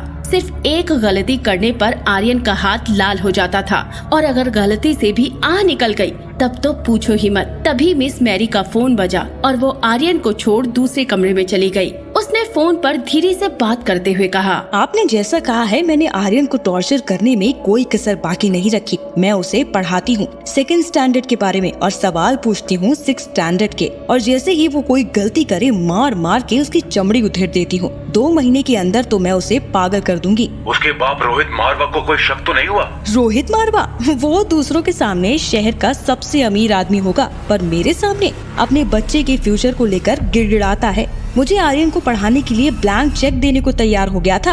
आर्यन की माँ नहीं है तो वो चाहता है कि मैं आर्यन को माँ की तरह प्यार करूं, पर उसे कहाँ पता कि मैं आर्यन को पागल करने आई हूँ। अभी मैं फोन रखती हूँ, रोहित का छोटा भाई सनी आ गया है। सनी को अचानक आता देख मैरी के होश उड़ गए। सनी, तुम कॉलेज से आ गए? आज मैं मूवी के लिए गया था इसलिए जल्दी आ गया, पर मुझे ये बताओ आर्यन के लिए ये दवाई कौन लाया? मैरी को सनी के हाथ में नीले कलर की दवाई देखकर लगा जैसे उसका आखिरी दिन आ गया। दरअसल वो ये दवाई आर्यन को और ज्यादा बीमार बनाने के लिए लाई थी। मुझे लगा आर्यन को बुखार है तो अपनी डॉक्टर बहन से बोलकर दवाई ले आई, पर अब आर्यन ठीक है। लाओ, मैं दवाई वापस ले जाती हूँ। मिस मैरी ने दवाई वापस ले ली और जल्दी से बाहर भाग गई। सनी ने जाकर आर्यन को चेक किया पर वो बिल्कुल ठीक था। अनिका अपने बेटे को ढूंढने का जरिया ढूंढ रही थी कि एक नई मुसीबत ने दस्तक दी। दूसरे दिन उसे फोन आया कि उसकी ज्योति बुआ को अचानक से अस्पताल ले जाना पड़ रहा है और उनकी बेटी प्रीति का रो रो कर बुरा हाल था। अनिका की मां के जाने के बाद उसकी ज्योति बुआ ने उसका बहुत ध्यान रखा था और जब उसके बेटे को नकाबपोश ने चुरा लिया था तब भी उसको ढूंढने में ज्योति बुआ ने रात दिन एक कर दिए थे। अनिका ने आज रिया को स्ट्रिक्ट वार्निंग दी और जल्दी से बाहर चली गई, पर रिया को सुबह से कोई और चिंता खाई जा रही थी। उसको आर्यन से मजाक करके मन ही मन पछतावा हो रहा था। जैसे ही अनिका अपने काम से बाहर निकली तो रिया ने फिर से आर्यन को फोन लगाया। रिया ने सबसे पहले उससे माफी मांगते हुए कहा, सॉरी फ्रेंड, मुझे तुम्हारे साथ कल मजाक नहीं करना चाहिए था। आर्यन ने रिया के मुंह से फ्रेंड सुना और उसका चेहरा खिल उठा। क्या कहा तुमने? तुम मेरी फ्रेंड हो? हाँ, क्यों? तुम्हारे और कोई फ्रेंड्स नहीं है? नहीं, और पापा किसी से भी मिलने नहीं देते, बस चाचू के साथ पूरा दिन गुजारता हूँ। क्यों, तुम स्कूल नहीं जाते? नहीं, पहले मैं जाता था पर मेरी टीचर ने कहा मैं बहुत स्लो हूँ तो पापा ने मेरा स्कूल बंद करवा दिया। अब मेरी टीचर मुझे पढ़ाने यहाँ रूम में आती है। तो तुम मुझे मिल सकते हो, हम तो सामने वाले रूम में ही रहते हैं। नहीं, अगर चाचू ने देख लिया तो मेरी खैर नहीं। तुम तो फालतू का ही डर रहे हो, बस तुम अभी के अभी दरवाजा खोलो और बाहर आ जाओ। रिया ने फोन रखा और बाहर की तरफ गई, पर आर्यन बाहर नहीं आया। रिया का सब्र खत्म हुआ तो वो सामने वाले रूम का दरवाजा खटखटाने लगी। तभी दरवाजा खुला और दोनों बच्चे कुदरत का करिश्मा देखते रह गए। ऐसा लग रहा था जैसे किसी ने उनके सामने आईना रख दिया हो। दोनों के चेहरे में तिनके भर का भी फर्क नहीं था। रिया ने आर्यन की गाल, आँखों और हाथों को छू कर देखा। उसे ऐसा लग रहा था जैसे किसी ने उसका पुतला बनाकर उसके सामने रख दिया हो। तभी लिफ्ट उस फ्लोर पर आई और इससे पहले कि उसका दरवाजा खुले रिया ने आर्यन का हाथ पकड़ा और दोनों टेरेस की ओर दौड़ पड़े। आर्यन को समझ नहीं आया कि रिया ऐसा क्यों कर रही है। दोनों टेरेस पर आए और रिया ने कहा, अच्छा हुआ किसी ने हमें नहीं देखा। क्यों? कोई हमें देख ले तो क्या हो जाएगा? बुद्धू, हमारा सुपर पावर खत्म हो जाएगा। देखा नहीं, भगवान ने हमें एक जैसा बनाकर सुपर पावर दिया है। हम एक साथ 2 जगह पर रह सकते हैं, एक दूसरे के मम्मी पापा के पास जा सकते हैं। अगर किसी ने हमें देख लिया तो उन्हें पता पड़ जाएगा। मम्मी का नाम सुनकर आर्यन की आंखें चमकी। क्या तुम सच कह रही हो? मैं तुम्हारी मम्मी के पास जा सकता हूँ? मेरी टीचर ने कहा कि मैं स्लो हूँ, इसलिए मेरी मम्मी भी मुझे छोड़कर चली गई। एक काम करते हैं, आज ही टेस्ट करते हैं। मुझे भी देखना है कि पापा का होना कैसा लगता है। पर हम पकड़े गए तो? तुम तो 1 नंबर के फट्टू हो, एक बार जाकर तो देखो। तभी कुछ आवाज आई और रिया ने देखा कि कोई आर्यन का नाम लेते हुए यहीं आ रहा है। रिया ने आर्यन को दरवाजे के पीछे छिपाया और सामने खड़ी रह गई। रोहित के भाई सनी ने रिया को देखा और उसे आर्यन समझकर उठा लिया। रिया आर्यन को हाथ हिलाते हुए उसके साथ चली गई। दोनों बच्चे बदल चुके थे और किसी को उसकी भनक भी नहीं थी। सनी रिया को लेकर रूम में आया तो उसने देखा कि मिस मैरी आ चुकी थी। सनी ने रिया को उसके पास रखा और बाहर चला गया। रिया को देखकर मैरी ने अपना काम शुरू कर दिया। उसने रूलर उठाकर कहा, तुम तो दिन ब दिन बिगड़ते ही जा रहे हो। पहले सिर्फ स्लो थे, अब बदतमीज भी हो गए हो। ऐसे बिना बताए कहाँ गए थे? पता नहीं, मेरे आने का टाइम हो गया है। लाओ अपना हाथ आगे करो। पर मिस मैरी को कहाँ पता था कि ये सीधा और मासूम आर्यन नहीं, टेढ़े दिमाग वाली रिया है। रिया समझ गई थी कि मिस मैरी बिना गलती के आर्यन को टॉर्चर करती है और उसने उसको सबक सिखाने का डिसाइड कर लिया। रिया ने अपना हाथ टेबल पर पड़ी चिली फ्लेक्स के बॉल पर रखा और जैसे ही मिस मैरी उसे रूलर से मारने लगी, अपना हाथ उसने खींच लिया और बॉल में से चिली फ्लेक्स उछलकर मिस मैरी की आंखों में गिरी और वो जलन के मारे चिल्लाने लगी। रिया उसे देखकर ताली बजाने लगी। आर्यन की ये हिम्मत देख मिस मैरी का दिमाग सनका और उसने एक बड़ा डंडा उठा लिया। पर इससे पहले कि वो कुछ कर पाए, अचानक से रोहित वहाँ आ गया। रोहित को देखकर मिस मैरी ने डंडा फेंक दिया और आर्यन की कंप्लेन करने लग गई। रोहित, आर्यन ने तो आज बदतमीजी की हद ही पार कर दी है। मैंने जैसा कहा था, ये पागल हो चुका है। मेरी बात मानो तो आप उसे स्पेशल चाइल्ड वाले स्कूल में भेज ही दो। मैरी की ये बात सुनकर रिया को झटका लगा और उसने इस झूठी औरत को भगाने का फैसला कर लिया। उसने इनोसेंट सा फेस बनाया और रोहित के पास जाकर बोली, पापा, मेरी टीचर सच कहती है, मैं और बच्चों की तरह इंटेलिजेंट नहीं हूँ, इसीलिए तो मेरी माँ मुझे छोड़कर चली गई। इतना कहकर रिया रोने की एक्टिंग करने लगी और रोहित ने उसे गले लगाकर कहा, ऐसा कुछ नहीं है बेटा, पर तुझे ये सब बताया किसने? रिया को बस यही सुनना था और उसने मिस मैरी की ओर इशारा किया। मिस मैरी को लगा कि उसकी चोरी पकड़ी गई और वो भागने लगी, पर बाहर खड़े रोहित के बॉडीगार्ड्स ने उसे पकड़ लिया। मैरी ने अपना सारा किया कराया बताया कि कैसे वो आर्यन को टॉर्चर करती थी और उसे पागल बनाना चाहती थी। रोहित ने उसे धमकाया और ये सब करवाने वाले का नाम पूछा, पर जैसे ही रोहित ने मैरी के मुंह से वो नाम सुना, उसके पैरों तले जमीन ही खिसक गई। उसे यकीन ही नहीं आया कि उसका कोई इतना करीबी ये काम कर सकता था। रोहित ने मैरी को पुलिस के हवाले कर दिया और आर्यन और रिया को गले लगा लिया। रिया को लगा जैसे उसके पापा ने उसे गले लगाया है। तभी रिया बोल पड़ी, आई विश कि आप और मम्मी साथ में रहे। ये सुनकर रोहित के होश उड़ गए। उसने रिया को 2 हाथों से पकड़ लिया। मम्मी? कौन मम्मी? कहीं तुम उस अनिका की बात तो नहीं कर रहे? रिया को लगा जैसे उससे गलती हो गई। उसने पापा के प्यार को पहली बार महसूस किया था और इसीलिए उसके मुंह से निकल गया, पर अब देर हो चुकी थी। उसने रोहित के सामने डरते हुए हाँ में सिर हिलाया। रोहित को लगा जैसे उसके आर्यन को अनिका ने पूरी तरह से अपने वश में कर लिया है। उसने रिया से झटके से हाथ छुड़ाया और बोला, आर्यन, तुम्हें क्या हो गया है? वो औरत तुम्हारी मम्मी नहीं है, और इतना ही नहीं, वो एक बहरूपिया है। She is not a good person. अपनी मम्मी के बारे में ऐसी बात सुनकर रिया गुस्सा हो गई। नहीं, मेरी मम्मी बहुत अच्छी है और आप बुरे हो। मुझे अभी के अभी उनके पास जाना है। पर तभी रिया को ख्याल आया कि वो आर्यन के बदले यहाँ आई है। बात को संभालते हुए वो रूम में चली गई और दरवाजा बंद कर दिया। रोहित अपने बेटे का ये हाल देखकर जैसे बौखला गया और अपना सर पकड़कर बैठ गया। उधर आर्यन डरता हुआ टेरेस से नीचे आया। जब सनी ने रिया को आर्यन समझकर उठा लिया तो आर्यन डर के मारे वहीं बैठा रहा और अभी उसके नीचे आते ही राज लक्ष्मी ने उसे देख लिया। राज लक्ष्मी ने गुस्से से उसे उठा लिया और बोली, रिया, तुम तो मुझे भी नौकरी से निकलवा दोगी। अब तुम्हें मैं नहीं संभाल सकती। हम अनिका मैडम के पास चलते हैं, वो ही तुम्हारी खबर लेगी। आर्यन राज लक्ष्मी की बात सुनकर सहम सा गया, पर वो एक बात को लेकर बहुत खुश था कि आज वो अपनी मम्मा से मिलने वाला था। वो जब कभी भी रोहित को उसकी माँ के बारे में पूछता तो रोहित बस एक ही जवाब देता कि तुम्हारी मम्मा हमें छोड़कर चली गई है। आज तक माँ के प्यार को तरसने वाले बच्चे के लिए ये बात कोई जादू से कम नहीं थी। राज लक्ष्मी आर्यन को लेकर रूम में गई और उसके लिए एक पिंक फ्रॉक लेकर आई। आर्यन ने वो फ्रॉक देखा तो शर्म से उसका चेहरा लाल हो गया। तभी राज लक्ष्मी ने कहा, रिया जल्दी करो, मम्मा तुम्हारा इंतजार कर रही हैं। आर्यन को बस यही सुनने की देर थी। 6 साल के लड़के ने बिना टाइम गवाए फ्रॉक पहना और तैयार हो गया। वो बस इसी सोच में था कि उसकी मम्मा कैसी दिखती होंगी। राज लक्ष्मी आर्यन को लेकर अस्पताल आई और रिया को अनिका को सौंप दिया। अनिका ने उसे डांटते हुए कहा, रिया, तुम दिन ब दिन शरारती होती जा रही हो। यहाँ अस्पताल में आने के लिए इतनी ज्यादा मस्ती की। पर अनिका की डांट का आर्यन पर कुछ असर नहीं पड़ा। वो तो बस अनिका को देखकर मुस्कुरा रहा था। अपनी मम्मा की डांट भी उसे मीठी लग रही थी। अनिका को समझ ही नहीं आया कि रिया ऐसे क्यों बिहेव कर रही है। तभी आर्यन अनिका के गले से लिपट गया और उसे कस के गले लगा लिया। अपनी बच्ची को ऐसे देख अनिका का सारा गुस्सा पिघल गया और वो रिया यानी कि आर्यन को लेकर अपनी ज्योति बुआ के पास चली गई।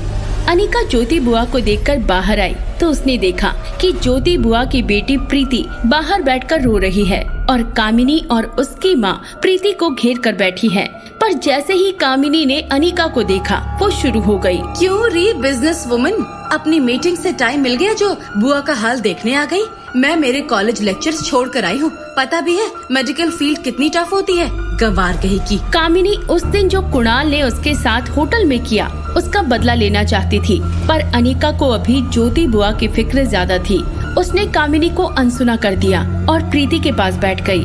तभी डॉक्टर अग्रवाल वहाँ आए और प्रीति को हौसला देते हुए बोले, प्रीति तुम्हारी माँ बहुत ब्रेव है और तुम्हें भी ऐसा बनना पड़ेगा। उसके बाद डॉक्टर अग्रवाल कामिनी की ओर मुड़े और कहा, कामिनी मुझे पता चला तुम्हारा डॉक्टर अमृता से कांटेक्ट हुआ है, क्या उनका कुछ रिप्लाई आया? डॉक्टर अग्रवाल के मुंह से डॉक्टर अमृता का जिक्र सुन अनिका थोड़ी सी चौकन्नी हो गई। वो नहीं चाहती थी कि किसी को भी ये पता पड़े कि वो ही डॉक्टर अमृता है, पर साथ ही उसे ये भी शक हुआ कि उसे कामिनी की ओर से तो कोई मेल नहीं आया था, तो फिर कामिनी झूठ क्यों बोल रही थी? तभी कामिनी ने कहा, अग्रवाल सर, डॉक्टर अमृता सिर्फ मेल यूज करती हैं और खास लोगों को ही अपना मेल भी देती हैं। 1 मिनट मुझे देखने दो। कहते हुए कामिनी ने अपने फोन में देखने की एक्टिंग की।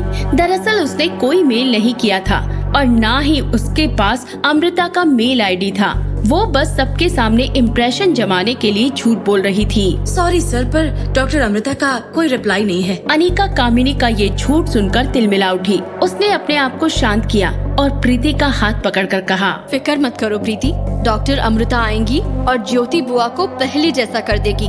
मैंने कल ही उनसे मैसेज पर बात की है। ये सुन अनिका की सौतेली माँ मनीषा की आंखें चमकी। उसने आगे आकर कहा, झूठ बोलने की भी हद होती है अनिका। अगर तुमने सच में डॉक्टर अमृता से बात की है तो वो मैसेज दिखा दो। चलो कम से कम उसका नंबर तो दिखा दो। ये सुनकर अनिका सहम गई। वो खुद का नंबर कैसे सबको दिखाती? अनिका को इस कंडीशन में कुछ समझ नहीं आया और वो उठकर चली गई। ये देख मनीषा फिर से प्रीति के साथ बैठ गई और उसके कान भरने लगी। देखो तो झूठी को, बीमार बुआ का भी ख्याल नहीं आया एक बार। प्रीति को अपनी अनिका दीदी का ये बिहेवियर समझ नहीं आया और वो और ज्यादा दुखी हो गई। अनिका जैसे ही होटल पहुंची तो उसने अपनी सेक्रेटरी राजलक्ष्मी को बुलाया। राजलक्ष्मी ने उसको एक टैबलेट दिया और अनिका ने उस पर एक मेल टाइप किया। अनिका और रागिनी के बाद अब उसकी तीसरी पहचान के खुलने का टाइम था। उसने डॉक्टर अग्रवाल को डॉक्टर अमृता के नाम से मेल भेज दिया। मेल में लिखा था कि डॉक्टर अमृता मिसेज ज्योति का ऑपरेशन करने के लिए मनाली के इस अस्पताल में आ रही हैं। अनिका को लगा कि ज्योति बुआ का ऑपरेशन करने के लिए उसे ये रिस्क लेना ही पड़ेगा, पर अगर उसकी पहचान खुल गई तो उस पर सबसे बड़ा खतरा आने का डर था। इधर डॉक्टर अमृता का मेल देखकर डॉक्टर अग्रवाल खुशी से दौड़ पड़े और सीधे जाकर प्रीति को बताया, प्रीति अब तुम्हारी माँ को कुछ नहीं होगा। देश की सबसे बड़ी न्यूरोसर्जन डॉक्टर अमृता उनके इलाज के लिए आ रही है। जिस डॉक्टर अमृता को मिलने के लिए बड़े बड़े बिजनेसमैन भी अपॉइंटमेंट लेते हैं, वो हमारे अस्पताल में आ रही हैं। इससे बड़ा दिन क्या हो सकता है? कामिनी ये सुनकर सबके सामने बोल पड़ी, देखा, मैंने जो मेल किया था वो देखकर इतनी बड़ी न्यूरोसर्जन डॉक्टर अमृता यहाँ आ रही है। मेरे तो भाग खुल गए। मेरे सारे फ्रेंड्स को बताऊंगी तो सुनकर जल जाएंगे। कामिनी ने डॉक्टर अग्रवाल से कहकर डॉक्टर अमृता के असिस्टेंट डॉक्टर्स की टीम में अपना नाम भी लिखवा दिया। उसे लग रहा था कि वो डॉक्टर अमृता से एक सेल्फी लेगी और सारा इंटरनेट हिल जाएगा। प्रीति को एक बार मन हुआ कि वो अनिका दीदी को फोन करे, पर सुबह उसका बर्ताव देख उसने बात ना करना ठीक समझा। आखिर इतनी बड़ी डॉक्टर होने के बावजूद भी अनिका ऐसे छुपकर क्यों रहती है? उसकी 3 आइडेंटिटी अनिका गुलेरिया, रागिनी वर्मा और डॉक्टर अमृता के पीछे का राज क्या था? इधर रोहित मारवा अपने रूम में परेशान होकर बैठा था। उसे समझ ही नहीं आ रहा था कि आखिर अनिका नाम की वो औरत उसके आर्यन से चाहती क्या है। जब से उसके बेटे आर्यन यानी कि रिया ने अनिका के पास जाने की जिद की थी, उसे लगा जैसे उसने बाप का हक खो दिया। तभी अचानक से उसका मुंह गुस्से से लाल हो गया और उसने डॉक्टर अग्रवाल को फोन किया। डॉक्टर अग्रवाल, आप जल्दी से मेरे होटल पर आ जाइए। सिर्फ आप ही मेरी प्रॉब्लम का हल बता सकते हैं। अगले ही घंटे डॉक्टर अग्रवाल उसके रूम में हाजिर थे। रोहित उनको देखते ही और ज्यादा गंभीर हो गया। सर, मेरे बेटे की जान खतरे में है। शहर के सबसे अमीर आदमी की ऐसी हालत देख डॉक्टर अग्रवाल शॉक हो गए। उन्होंने पूछा, रोहित, क्या तुम थोड़ा खुलकर बताओगे आर्यन अभी कहाँ है और तुम्हें ऐसा क्यों लगा? अभी तो आर्यन अपने रूम में सो रहा है, पर मैं आपको कैसे बताऊं, मुझे समझ नहीं आ रहा है। मेरे बेटे पर किसी ने काला जादू किया है। मुझे पता है आप मानोगे नहीं, पर मैं सिर्फ अपने बेटे की सलामती चाहता हूँ और कुछ नहीं। रोहित, मैं यहाँ तुम्हें जज करने नहीं आया, तुम खुलकर बताओ। रोहित डॉक्टर अग्रवाल की ये बात सुनकर थोड़ा रिलैक्स हुआ और उसने बताया, मैं जब कॉलेज में था तो मुझे रिधमा नाम की एक लड़की से प्यार हो गया। वो अनाथ थी और मेरी फैमिली को इस शादी से ऐतराज था, पर मैंने जिद नहीं छोड़ी और ग्रेजुएशन के दूसरे दिन ही उससे शादी कर ली। मैं घर वालों से अलग रिधिमा के साथ रहने लगा, पर मानो मेरे साथ रह रही वो लड़की रिधिमा थी ही नहीं। बात बात पर गुस्सा हो जाना, रात को अकेले बड़बड़ाना और एक बार तो चाकू लेकर वो मेरे पीछे दौड़ी थी। मैंने डॉक्टर को दिखाया और उसकी ट्रीटमेंट शुरू हुई। उसी दौरान पता चला कि वो प्रेग्नेंट है। रिधिमा तो बच्चा गिराने की बात कर रही थी, पर मैंने उसको संभाला। पर जैसे ही आर्यन पैदा हुआ वो अस्पताल छोड़कर भाग गई। मैंने उसे ढूंढने की बहुत कोशिश की। 2 दिन बाद पता चला कि वो किसी हिप्पी ग्रुप के साथ देश छोड़कर चली गई। मैंने अपनी किस्मत समझकर सब कुछ एक्सेप्ट कर लिया और आर्यन के साथ रहने लगा। सारी बातें सुनकर डॉक्टर अग्रवाल को लगा कि रोहित अपने आप में कितने राज छुपा कर बैठा है। वो रोहित को पिछले 3 साल से जानते थे, पर आज तक उसने ये बात नहीं छेड़ी। सोचते हुए डॉक्टर अग्रवाल ने कहा, पर आर्यन के साथ अभी जो हो रहा है उसका इन सब बातों से क्या लेना देना? कनेक्शन है अग्रवाल सर। मैंने आर्यन को माँ और बाप दोनों का प्यार दिया, पर बड़ा होते हुए उसके बिहेवियर में माँ की कमी दिखने लगी। वो अपनी उम्र वाले बच्चों के मुकाबले थोड़ा शांत और स्लो है। मुझे आर्यन के लिए एक माँ की तलाश थी, पर जिस किसी को मैं पसंद करता उसे आर्यन से ज्यादा मेरे पैसों से प्यार होता। पर अचानक एक दिन मुझे मेरी मुश्किल हल होते हुए दिखी। मैंने देखा कि आर्यन हमारे होटल के कैफेटेरिया में एक लड़की के साथ बैठकर मजे से पिज्जा खा रहा है और वो लड़की भी उससे हंसकर बातें कर रही है। मुझे लगा जैसे मुझे आर्यन की माँ मिल गई और मैंने उस लड़की से बात करने के लिए सोचा। पर दूसरे ही दिन उस लड़की का बर्ताव बदल गया। जैसे ही उसने आर्यन को मेरे साथ पिज्जा खाते हुए देखा, उसका मूड ही बदल गया। वो हमारे पास आई और मेरे सामने आर्यन को एक ही वीक में दूसरी बार पिज्जा खाने के लिए डांट दिया। वो एक माँ की तरह आर्यन के ऊपर हक जताने लगी और इससे पहले कि मैं कुछ समझ पाऊं, वो आर्यन का हाथ पकड़कर चली गई। मैं उसके पीछे दौड़ा, पर लिफ्ट बंद हो गई। तो तुम अब तक बैठे क्यों रहे? उसी दिन रिपोर्ट क्यों नहीं लिखवाई? क्योंकि उसके तुरंत बाद मेरे छोटे भाई सनी का मेरे पास कॉल आया और उसने बताया कि आर्यन हमारे रूम के बाहर खड़ा था। वो लड़की उसे रूम के पास छोड़कर चली गई थी। बड़ी ही अजीब लड़की है। तो फिर उसके बाद ऐसी क्या प्रॉब्लम आई जो तुम्हें मुझे बुलाना पड़ा? यस सर, असली प्रॉब्लम उस दिन के बाद शुरू हुई। आर्यन मानो उस लड़की से ऑब्सेस हो चुका था। जब देखो तब मुझे मेरी मम्मी के पास जाना है, ऐसा कहता रहता है। हाँ सर, ये सुनकर मेरा खून खौल उठता है जब आर्यन मेरे सामने उसे माँ कहकर बुलाता है। पर मेरा गुस्सा डर में बदल गया जब आर्यन का बिहेवियर एकदम ही बदल गया।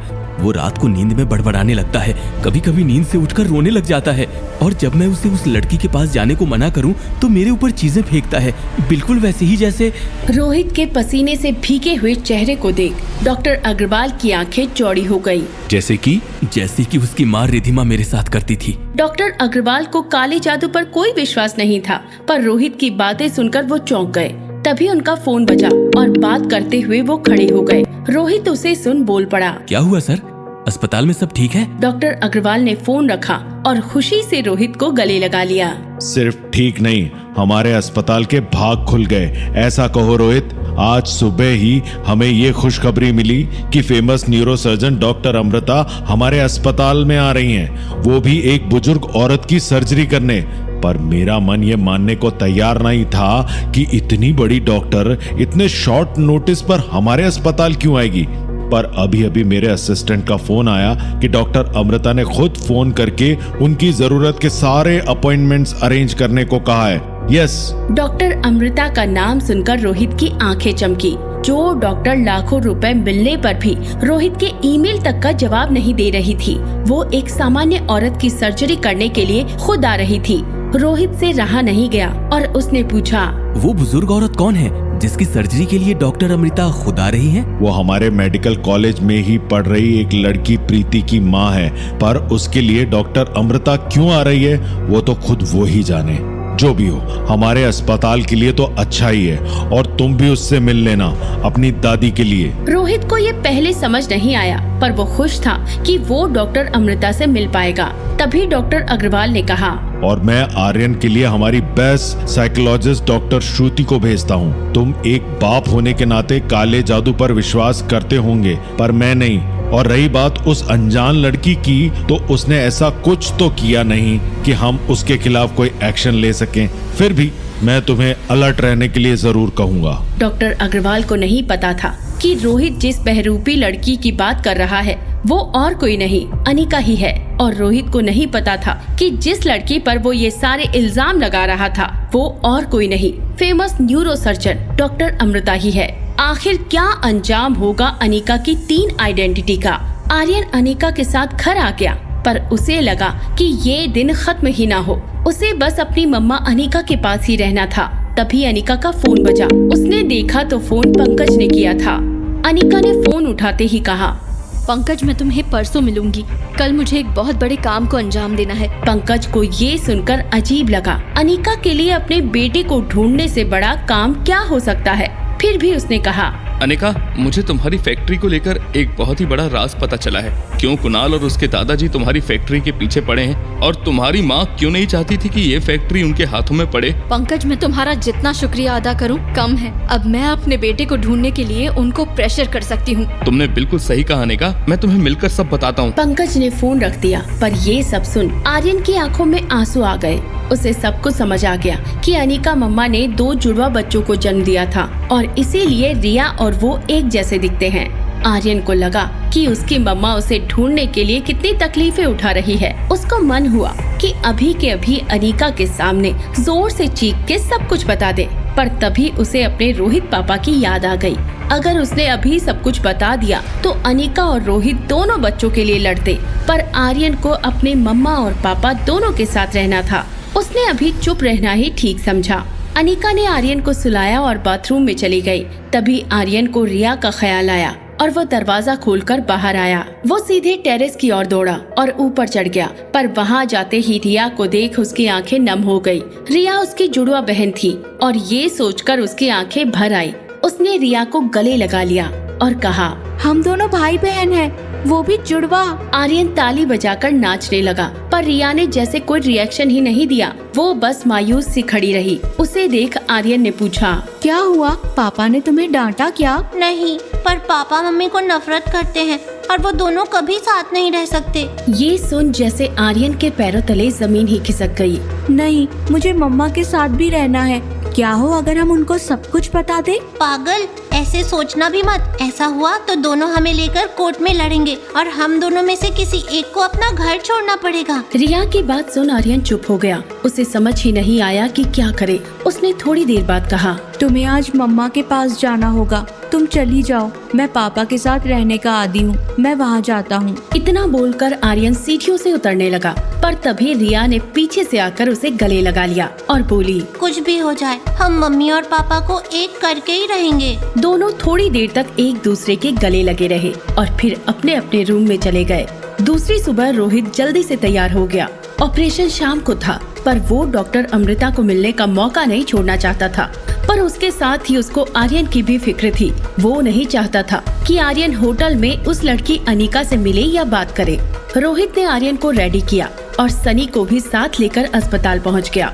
पर अस्पताल पहुंचते ही उसे झटका लगा। वो अजीब लड़की अनिका भी ऑपरेशन थिएटर के बाहर खड़ी थी। रोहित को उसे देख इतना गुस्सा आया कि उसको एक थप्पड़ मार दे, पर आर्यन को देख वो शांत हुआ। उसने सनी को कहकर आर्यन को उसके साथ किड्स सेक्शन के वेटिंग एरिया में भेज दिया और खुद डॉक्टर अग्रवाल का वेट करने लगा। रोहित बार बार अनिका के ऊपर नजरें गड़ाए रखता था, पर जैसे ही अनिका उसे देखे अपनी नजरें चुरा लेता था। उसे समझ नहीं आया कि आखिर ये लड़की यहाँ भी कैसे पहुँच गई। तभी अचानक से उसे आर्यन की याद आ गई कि कैसे वो रात को उठकर रोने लग जाता था और अपनी मम्मी को बुलाने को कहता था। एक बेटे के प्यार के सामने बाप ने घुटने टेक दिए और रोहित अनिका की ओर गुस्से से चल पड़ा। पर इससे पहले कि वो अनिका से कुछ कह पाता, डॉक्टर अग्रवाल वहाँ आ गए। रोहित और अनिका को साथ में देखकर वो बोले, Oh, so young people have already met. Rohit, इनसे मिलो, ये अनिका है, पेशेंट की नीज। डॉक्टर अग्रवाल के मुंह से अनिका का नाम सुनकर रोहित रुक गया। उसे लगा जैसे इस पूरी दुनिया में वो अकेला ही है जो अनिका को नहीं पहचान पाया।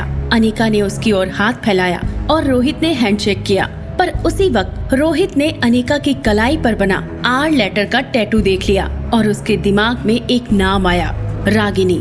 रोहित को समझ नहीं आया कि वो डॉक्टर अग्रवाल की बातों पर विश्वास करे या उसने अपनी आंखों से जो देखा उस पर। रोहित बिना कुछ बोले ही वेटिंग एरिया में चला गया और अनिका प्रीति के पास चली गई। अनिका को देखकर कामिनी उसके पास आई और चिढ़ते हुए बोली, लो आ गई डॉक्टर अमृता की सेक्रेटरी।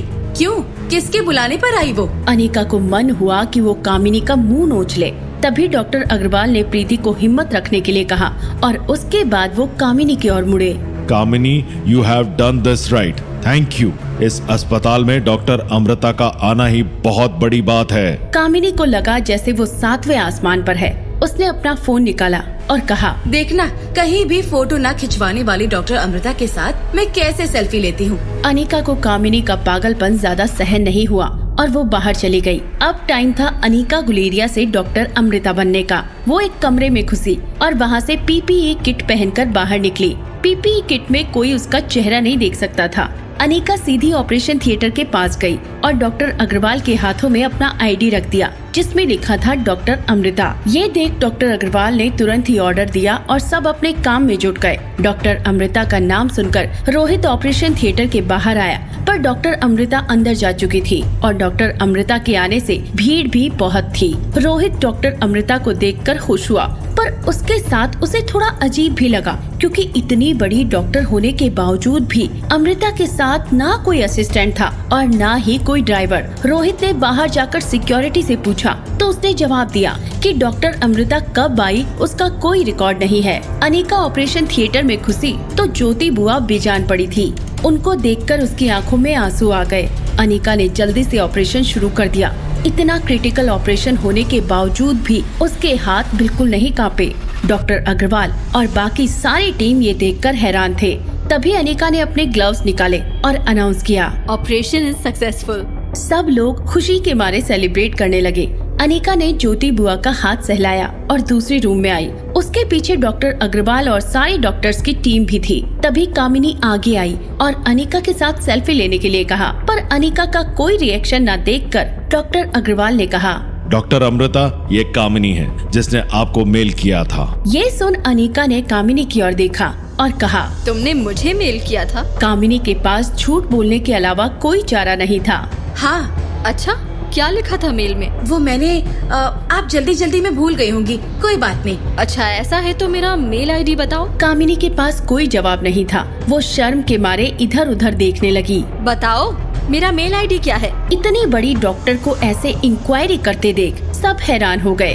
तभी अनिका ने कहा, मुझे इसने नहीं अनिका ने मेल किया था। डॉक्टर अग्रवाल, आप ऐसे झूठे लोगों को अपनी टीम में रखते हो, मुझे आपसे ये उम्मीद नहीं थी। डॉक्टर अमृता के मुंह से अपने लिए ऐसी बात सुनकर डॉक्टर अग्रवाल गुस्से से तिलमिला उठे। उन्होंने कामिनी को डांटते हुए कहा, कामिनी, तुम झूठ कैसे बोल सकती हो? I will take an action against this. Report me tomorrow in my office and for now get out from here. Kamini सबके सामने हुई इस बदनामी से तुरंत बाहर निकल गई और वो अपनी मां मनीषा के साथ अस्पताल छोड़कर चली गई। इधर डॉक्टर अमृता जैसी सेलिब्रिटी को देखने के लिए बहुत सारे लोग जमा हो गए थे और सिचुएशन बिगड़ गई थी। अनिका ने इसी का फायदा उठाया और दूसरे पीपीई किट पहने हुए लोगों में मिलकर दूसरे रूम में निकल गई। उसने पीपीई किट उतार दी और अपने असली रूप में आ गई। पर जैसे ही वो रूम के बाहर आई, प्रीति उसके सामने खड़ी थी। इससे पहले कि अनिका कुछ बोल पाती, प्रीति ने उसे गले लगा लिया और बोली, मेरी माँ को बचाने के लिए थैंक यू दीदी। तुम्हें कैसे पता चला? आपके हाथ पर बने इस टैटू की वजह से। आपने पीपीई किट तो पहन ली, पर जब ग्लव्स पहन रही थी तो आपके हाथ पर बना टैटू देख लिया था। आपके अंदर जाने से पहले ही मैं जानती थी कि आप ही डॉक्टर अमृता हो और मेरा सारा डर निकल गया। अनिका को लगा जैसे उसने अपनी पहचान छुपाकर ऑपरेशन कर लिया और वो बाहर जाने के लिए मुड़ी, पर वहीं उसके सामने रोहित मारवा खड़ा था। रोहित चलकर उसके करीब आया और बोला, कम से कम अपनी बुआ को तो छोड़ देती। उनका सच में ऑपरेशन किया या फिर वहाँ भी 2 नंबरी करके आई हो। अपने काम के बारे में ऐसी बातें सुन अनिका का चेहरा गुस्से से लाल हो गया। जाओ और अपने बेस्ट डॉक्टर से उनको चेक करवा लो। इतनी क्रिटिकल सर्जरी करने की काबिलियत सिर्फ एक इंसान में है, डॉक्टर अमृता। रोहित इस बहरूपी लड़की की काबिलियत देखकर चौंक गया। तो ये सब क्यों?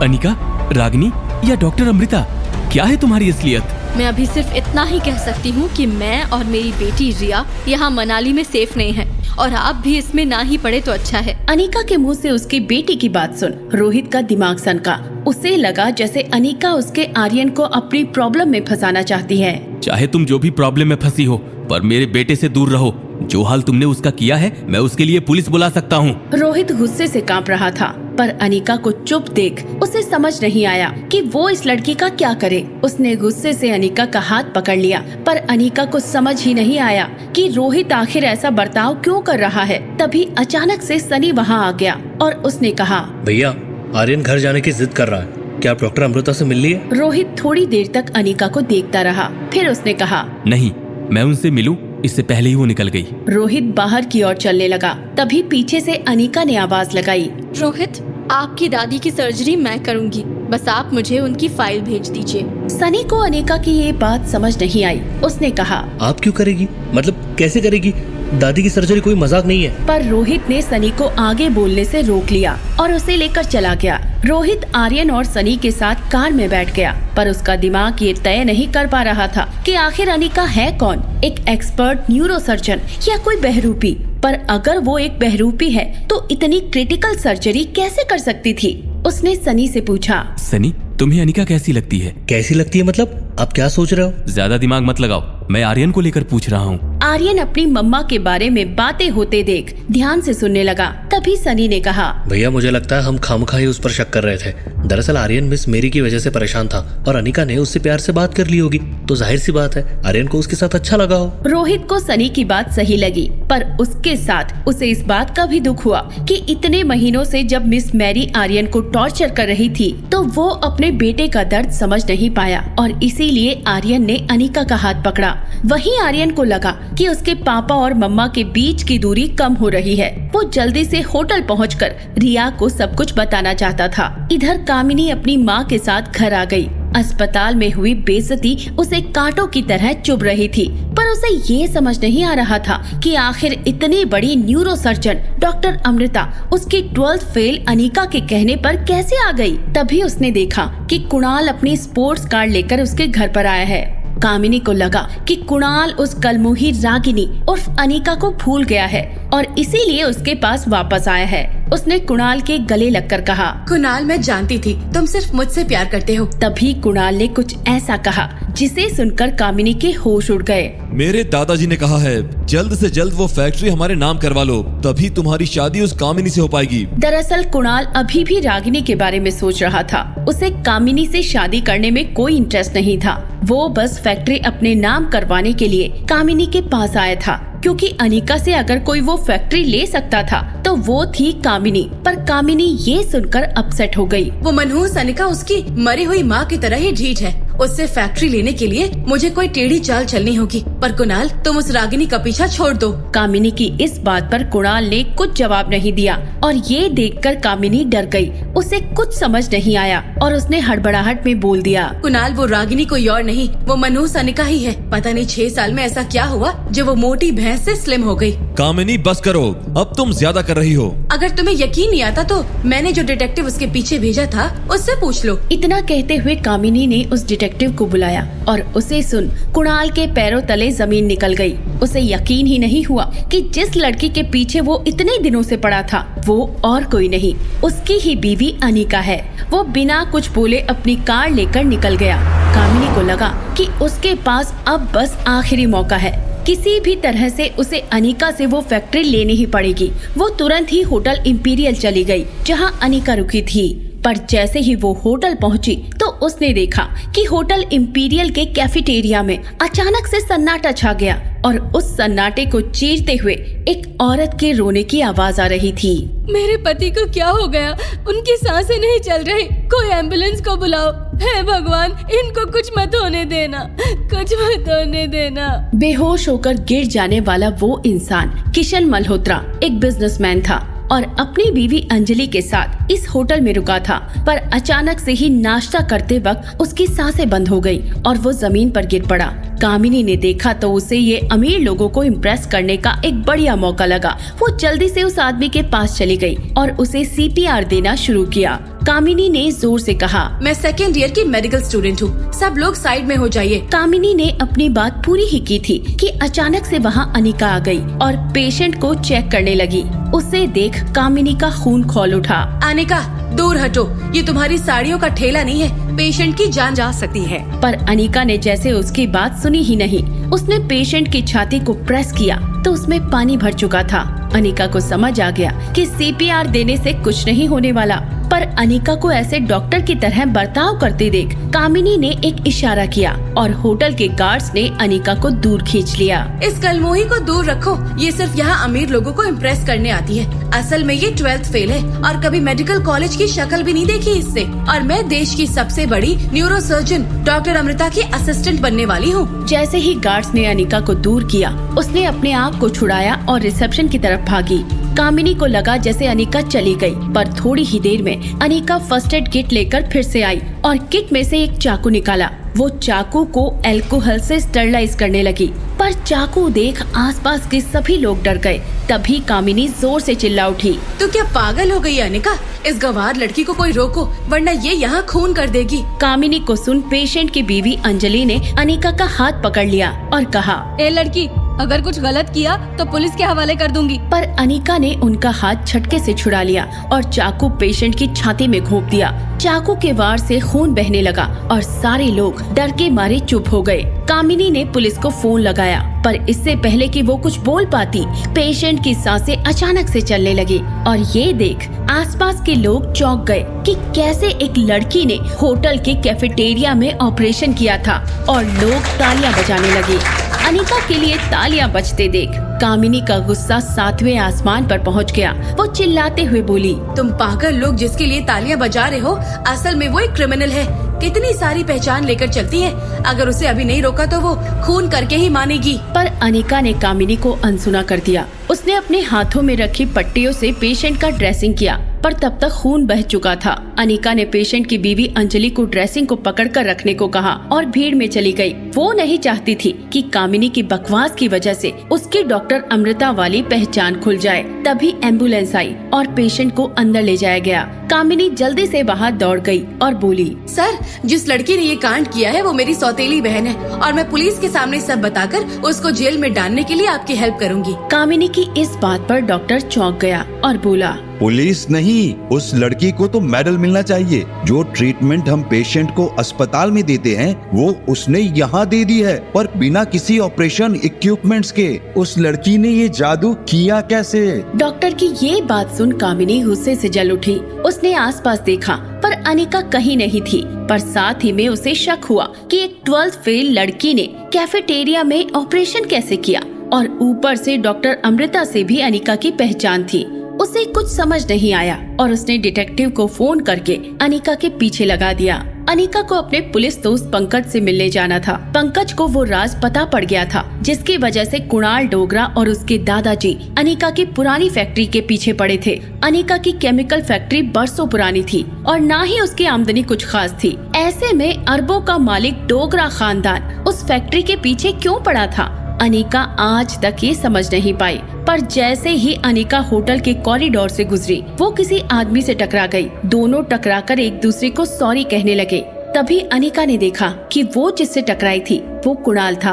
अनिका ने उसे अनदेखा कर दिया और जाने लगी, पर अनिका को देख कुणाल जैसे पागल हो गया। उसे एहसास हुआ कि वो लड़की रागिनी चाहे उसकी ही बीवी अनिका क्यों न हो, पर वो उसके प्यार में पड़ चुका था और इतने दिनों से उसका चेहरा ना देखने पर वो डिप्रेस था। कुणाल की यही बात उसे बिना पता चले उसके होठों पर आ गई और उसने एक लंबी सांस खींचकर अनिका से कह दिया, आई लव यू। किसी फिल्मी हीरो की तरह कुणाल ने अनिका को प्रपोज कर दिया। मुस्कुराते हुए कुणाल का चेहरा देखकर अनिका को उस पर घिन आ रही थी। अनिका के दिल में आया कि उसे एक थप्पड़ मार दे, मगर अनिका के स्वभाव ने उसके हाथ बांध रखे थे। कुणाल की बातों को बिना रिएक्शन दिए अनिका वहाँ से आगे चलने लगी। कुणाल पीछे से दौड़ कर आया और फिर से अनिका का रास्ता रोक लिया। देखो अनिका, उस दिन बॉलरूम में जो कुछ भी हुआ, उसके बाद मुझे इस बात का एहसास हो चुका है कि अगर मैं किसी को सच्चे दिल से पसंद करता हूँ तो वो सिर्फ तुम हो। उस दिन से लेकर आज तक ना तो मैं किसी दोस्त से मिला और ना ही कहीं बाहर गया।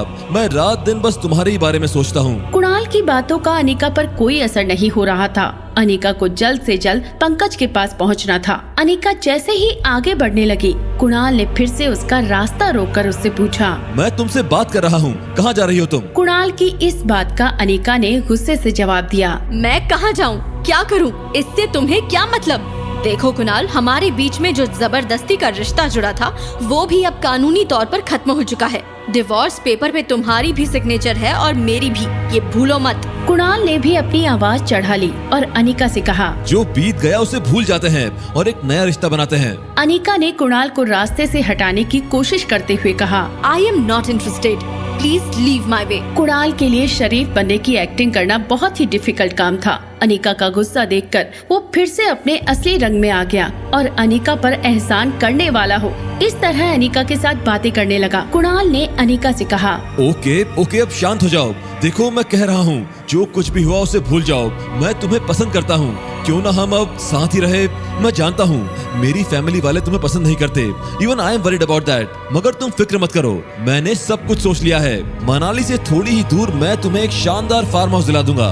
तुम वहाँ बड़े आराम से रहना, नौकर चाकर सब कुछ होगा तुम्हारे पास। तुम्हें कोई काम करने की जरूरत नहीं होगी। महीने के महीने तुम्हारे बैंक अकाउंट में पैसे जमा कर दिया करूंगा and then we will live happily ever after. Kunal का ये ऑफर सुनकर अनिका के जी में आया कि वो कुणाल की जबान खींच ले। उसने कहा, मुझे खरीदने की तुम्हारी औकात नहीं। ऐसा कहकर अनिका ने कुणाल के ईगो पर वार किया था। कुणाल से बचकर अनिका प्ले एरिया की तरफ बढ़ने लगी। अपने आप को बड़ा बताने के लिए कुणाल ने अनिका को पैसे ऑफर किए। चलो अगले महीने से तुम्हें महीने के पूरे 1.5 लाख दे दिया करूंगा। अब तो खुश हो ना? 1.5 लाख की सैलरी अनिका राजलक्ष्मी को हर महीने दिया करती थी, मगर ये बात अनिका कुणाल को नहीं बताना चाहती थी। जब अनिका को चुपचाप खड़ा देखा तो कुणाल को ऐसा लगा कि अनिका को रकम कम लग रही है। कुणाल अनिका के आसपास घूमने लगा और थोड़ा सोचकर अनिका से कहा, चलो ठीक है, तुम्हारी रकम 2.5 लाख कर देता हूँ।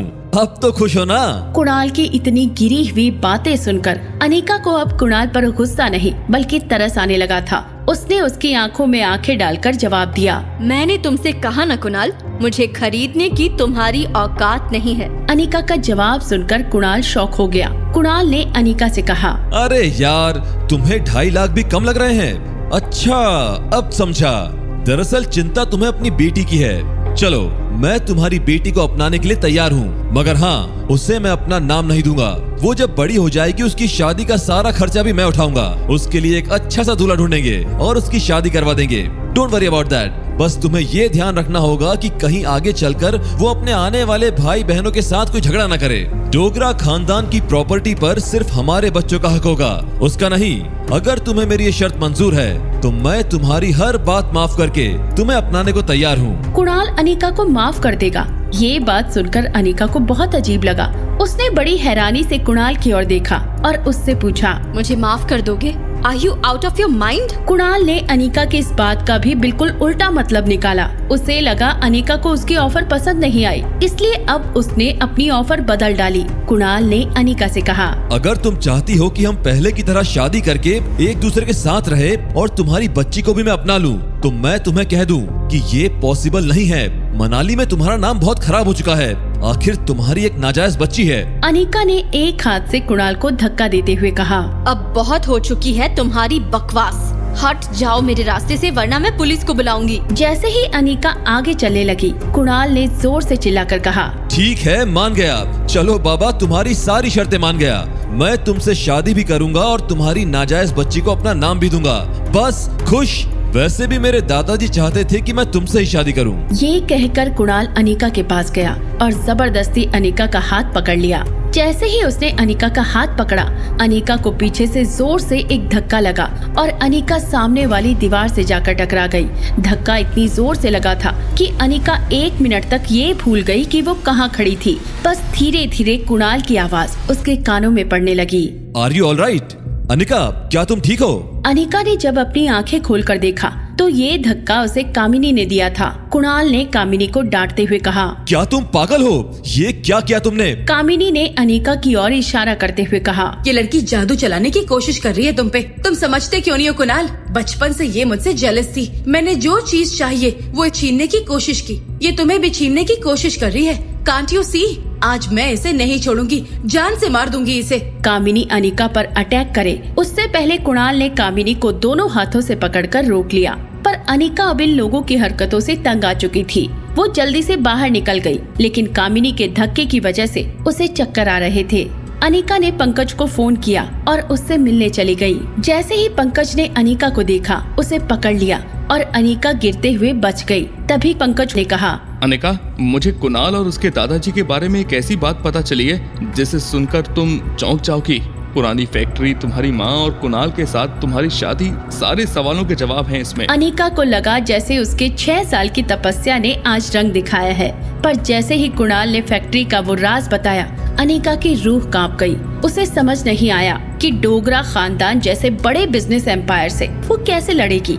तभी पंकज ने कहा, अनिका, ये तुम्हारा डिसीजन है। तुम चाहो तो इतने बड़े रिस्क को यहीं खत्म कर सकती हो। नहीं पंकज, आज तक मैंने बहुत छुप लिया, अब वार करने की बारी मेरी है। इतना कहते हुए उसने अपना फोन निकाला और अपने पापा गौतम गुलेरिया को फोन किया। गौतम गुलेरिया, अपनी बीवी और लाडली बेटी को बोल दो कि मैं उनके कहे फैक्ट्री के पेपर्स पर साइन करके फैक्ट्री कामिनी के नाम करने के लिए तैयार हूँ। पंकज ने देखा कि अनिका की आंखों में एक आग जल रही है और वो उसके रास्ते में आने वाले सारे दुश्मनों को जला देगी। अनिका ने अपनी फैक्ट्री कामिनी के नाम कर दी। उसके पापा, सौतेली माँ और कामिनी ये समझ नहीं पाए, पर फैक्ट्री कामिनी के नाम पर हो जाने के बाद कुणाल से शादी करने के लालच में वो चुप थे। उनको अपना रिश्ता डोगरा खानदान से जोड़ना था। आखिर पंकज ने अनिका को ऐसा क्या राज बताया जो अनिका तुरंत ही अपनी फैक्ट्री बेचने के लिए तैयार हो गई। उसकी माँ का डोगरा खानदान के साथ क्या रिश्ता था? फैक्ट्री बेचने के बाद अनिका का बस एक ही मकसद था, अपने बेटे को ढूंढना। वो जल्द से जल्द अपने बेटे को लेकर मनाली शहर छोड़ देना चाहती थी, पर उसे कहाँ पता था कि उसके शैतान बच्चे उसके और रोहित की नाक के नीचे अपना खेल खेल रहे थे। रिया और आर्यन चाहते थे कि उनके मम्मी पापा के बीच की दूरी खत्म हो जाए और सब एक साथ में एक ही घर में रहे। आज रिया को ऐसे ही एक खतरनाक आइडिया आया और उसने आर्यन को कॉल किया। देखो, मैंने मम्मी से कहा कि वो मुझे फिल्म देखने ले जाए। तुम भी रोहित पापा के साथ पास वाले थिएटर में आ जाओ। आर्यन बालकनी में जाकर चुपके से बात कर रहा था। उसने रिया से पूछा, मगर मैं उनसे क्या कहूँ? रिया ने अपना हाथ माथे पर मारा और कहा, ओफो, इतना भी नहीं समझती। पापा को कन्विंस करना बहुत आसान है। उनके सामने जाओ, प्यारी सी स्माइल दो और कहो, आज मुझे मूवी देखने का मूड है। बस पापा सारे काम छोड़कर तुम्हें मूवी देखने ले आएंगी। मैं चाहती हूँ कि मम्मा और डैड एक दूसरे के साथ बैठकर फिल्म देखें। We are taking our parents on a movie date। ये सुनकर आर्यन बहुत खुश हो गया। उसने रोहित के पास जाकर जिद की। रोहित को आर्यन के मुंह से ऐसी बात सुन थोड़ा अजीब लगा, पर वो अपने बेटे की विश पूरी करना चाहता था। उसने कहा, आर्यन, पूरी की पूरी सिनेमा हॉल बुक कर लेता हूँ। हॉल में सिर्फ हम दोनों होंगे। ये सुनकर आर्यन को अपना प्लान फेल होता नजर आ रहा था। उसने तुरंत अपनी दूसरी डिमांड रख दी। अगर हम पूरे हॉल में अकेले ही होंगे तो हम घर पर भी फिल्म देख सकते थे। आई वांट हम सबके बीच में बैठकर फिल्म देखें। देखो, अभी सिचुएशन अच्छी नहीं है, तुम बीमार पड़ सकते हो, तुम्हें इन्फेक्शन हो सकता है। It's to risky. आर्यन ने इस बात का झट से सलूशन निकाला और कहा, डैड, हमारे पास मास्क है, ग्लव्स है, फिर किस बात का डर? थिएटर प्रीमिस में एक लंबी काली इंपोर्टेड गाड़ी एंटर हुई। गाड़ी का नंबर था 001। मनाली में लगभग सभी जानते थे कि 001 नंबर की लंबी काली गाड़ी रोहित मारवा की थी। गाड़ी के रुकते ही पीछे की गाड़ी से 4 बॉडीगार्ड्स बाहर निकले। उन्होंने रोहित और आर्यन को उतरने के लिए गाड़ी के दरवाजे खोले। थिएटर का मैनेजर दौड़कर रोहित के पास आया और कहा, सर, इन्फॉर्म कर दिया होता कि आप आने वाले हैं, मैं सारी बुकिंग कैंसिल कर देता। तब रोहित ने कहा, नहीं, आर्यन की इच्छा थी कि वो लोगों के साथ बैठकर फिल्म देखे। मैनेजर ने हंसकर आर्यन की ओर देखा और कहा, गुड चॉइस। फिल्म का असली मजा तो लोगों के साथ बैठकर देखने में ही आता है। मैनेजर ने रोहित और आर्यन को इशारा करके अंदर आने का न्योता दिया। प्लीज वेलकम सर, मैं आपको आपकी सीट पर छोड़ देता हूँ। मैनेजर रोहित के आगे चल रहा था। आर्यन रोहित का हाथ पकड़कर पीछे चल रहा था, लेकिन वो तेज दौड़ते हुए रोहित को जल्दी चलने की जिद करने लगा। वो चाहता था कि वो जल्दी से थिएटर के अंधेरे में सीट पर बैठ जाए ताकि रिया और अनिका के आने पर अनिका उसे देख ना सके। मैनेजर ने टॉर्च जलाई और रोहित और आर्यन दोनों सीट पर बैठ गए। सीट पर बैठते ही रोहित अपना फोन निकालकर मैसेजेस पढ़ने लगा। आर्यन का ध्यान अब भी थिएटर हॉल में आने वाले लोगों पर था। उसकी प्लानिंग ये थी कि जैसे ही अनिका और रिया हॉल में आए, वो रिया को इशारा कर देगा। फिर रिया आर्यन के बिल्कुल बगल वाली सीट पर बैठ जाएगी। रोहित को बार बार बिजनेस के सिलसिले में मैसेजेस आ रहे थे। मूवी में होते हुए म्यूजिक और शोर के कारण वो किसी का कॉल रिसीव नहीं कर पा रहा था। तभी अचानक उसके मोबाइल स्क्रीन पर कंपनी के जीएम का मैसेज फ्लैश हुआ। It's urgent, please call back. ये मैसेज पढ़ते ही रोहित ने आर्यन से कहा, आर्यन बेटा, मुझे बहुत इंपॉर्टेंट कॉल अटेंड करना होगा जो मैं यहाँ नहीं कर सकता। तुम बैठकर मूवी एंजॉय करो, मैं जल्दी कॉल अटेंड करके आता हूँ। आर्यन नहीं चाहता था कि इस वक्त रोहित हॉल के बाहर जाए, मगर वो रोहित को रोक भी नहीं पा रहा था। रोहित ने कॉल उठाया और थिएटर लॉबी में चला गया। वो भी कंपनी के जनरल मैनेजर से बात करने लगा। इधर अनिका रिया का हाथ पकड़कर थिएटर हॉल में घुसी। फिल्म शुरू हो चुकी थी। हॉल में अंधेरा था। अनिका ने टिकट्स पर लिखा सीट नंबर देखने की कोशिश की, मगर वो ठीक से देख नहीं पा रही थी। तभी रिया ने कहा, नो नीड टू चेक मम्मा, आधा हॉल तो खाली है, चलो उस सीट पर बैठ जाते हैं। ये कहकर रिया ने अनिका का हाथ पकड़ा। फिर गैंगवे में चलते हुए वो पीछे की रो तक पहुंच गई। रिया ने अनिका को ठीक रोहित के बगल वाली सीट पर बिठाया और वो खुद अनिका के बगल की सीट पर बैठी। अनिका के आने से पहले ही आर्यन मास्क और ग्लव्स पहन चुका था। उसके बाद रोहित आया और अनिका के पास वाली चेयर पर बैठ गया। फिल्म देखने में ना ही रोहित को इंटरेस्ट था और ना ही अनिका को और ना दोनों बच्चों को। रोहित अपने फोन में बिजी था और अनिका थकान के मारे सीट पर ही सो गई। तभी रोहित के हाथ से उसका फोन गिर गया। उसने बड़ी मुश्किल से अपना फोन सीट के नीचे से उठाया, पर रोहित ने जब बगल वाली सीट पर देखा तो चौंक गया।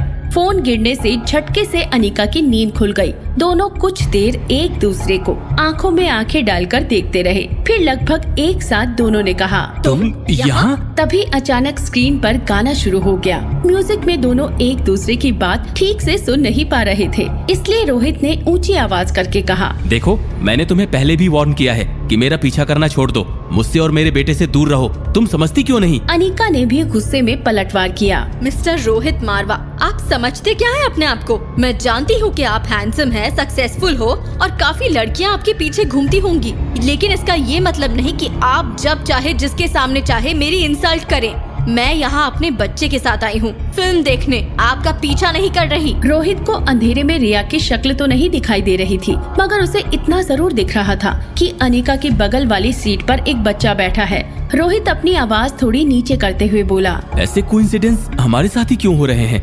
आप मेरी ही होटल में आकर रुकी, रोज किसी न किसी बहाने से आप मुझसे टकरा जाती हैं। अजीब बात तो ये है कि आप मेरे बेटे की पर्सनल लाइफ की जानकारी मुझे देती हैं, जिसके बारे में मैं खुद नहीं जानता था। इन सब का क्या मतलब समझूं मैं? अनिका रोहित को कोई जवाब नहीं दे पा रही थी, क्योंकि इन सारी चीजों का उसके पास कोई जवाब ही नहीं था। वो खुद ये सोचकर हैरान थी कि ये सब उसके साथ क्यों हो रहा था। एक चीज अनिका और रोहित दोनों नहीं जानते थे कि वो उनके बच्चे थे, जो उन्हें बार बार ऐसे सिचुएशन में खड़ा कर रहे थे। दोनों एक दूसरे पर उंगली उठाकर बात करने लगे। आगे की रॉ में बैठे एक बुजुर्ग ने कहा, अरे भाई, मियाँ बीवी के झगड़े को घर पर ही निपटाया करो, यहाँ आकर हमें डिस्टर्ब क्यों कर रहे हो? इस बात पर बाकी की ऑडियंस भी हंसने लगी। रोहित और अनिका को साथ बैठा देखकर लोगों को यही लग रहा था कि पति पत्नी अपने बच्चों के साथ फिल्म देखने आए हैं। रोहित अपनी सीट से खड़ा हो गया और उस बुजुर्ग को हाथ दिखाकर कहा, I am sorry uncle, please enjoy your movie. Rohit ने बस इतना कहा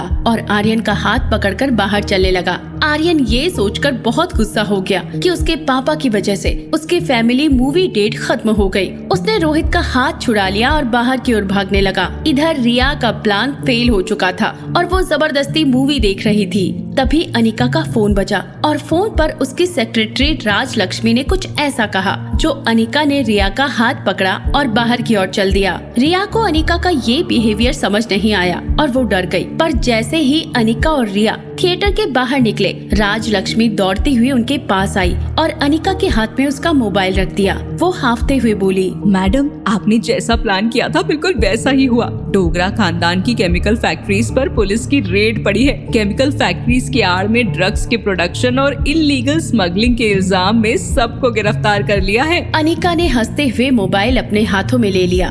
दरअसल हुआ ये था कि डोगरा खानदान सालों से इल्लीगल ड्रग्स का बिजनेस करता था और अनिका की पुरानी फैक्ट्री जिस जगह पर थी वहाँ से उनके लिए ड्रग की स्मगलिंग बहुत आसान थी और इसीलिए बरसों से वो लोग अनिका की फैक्ट्री के पीछे पड़े थे। जब अनिका को इसके बारे में पंकज से पता चला तो उसने अपनी फैक्ट्री डोगरा खानदान को दे दी और अपने पुलिस दोस्त पंकज को अलर्ट कर दिया।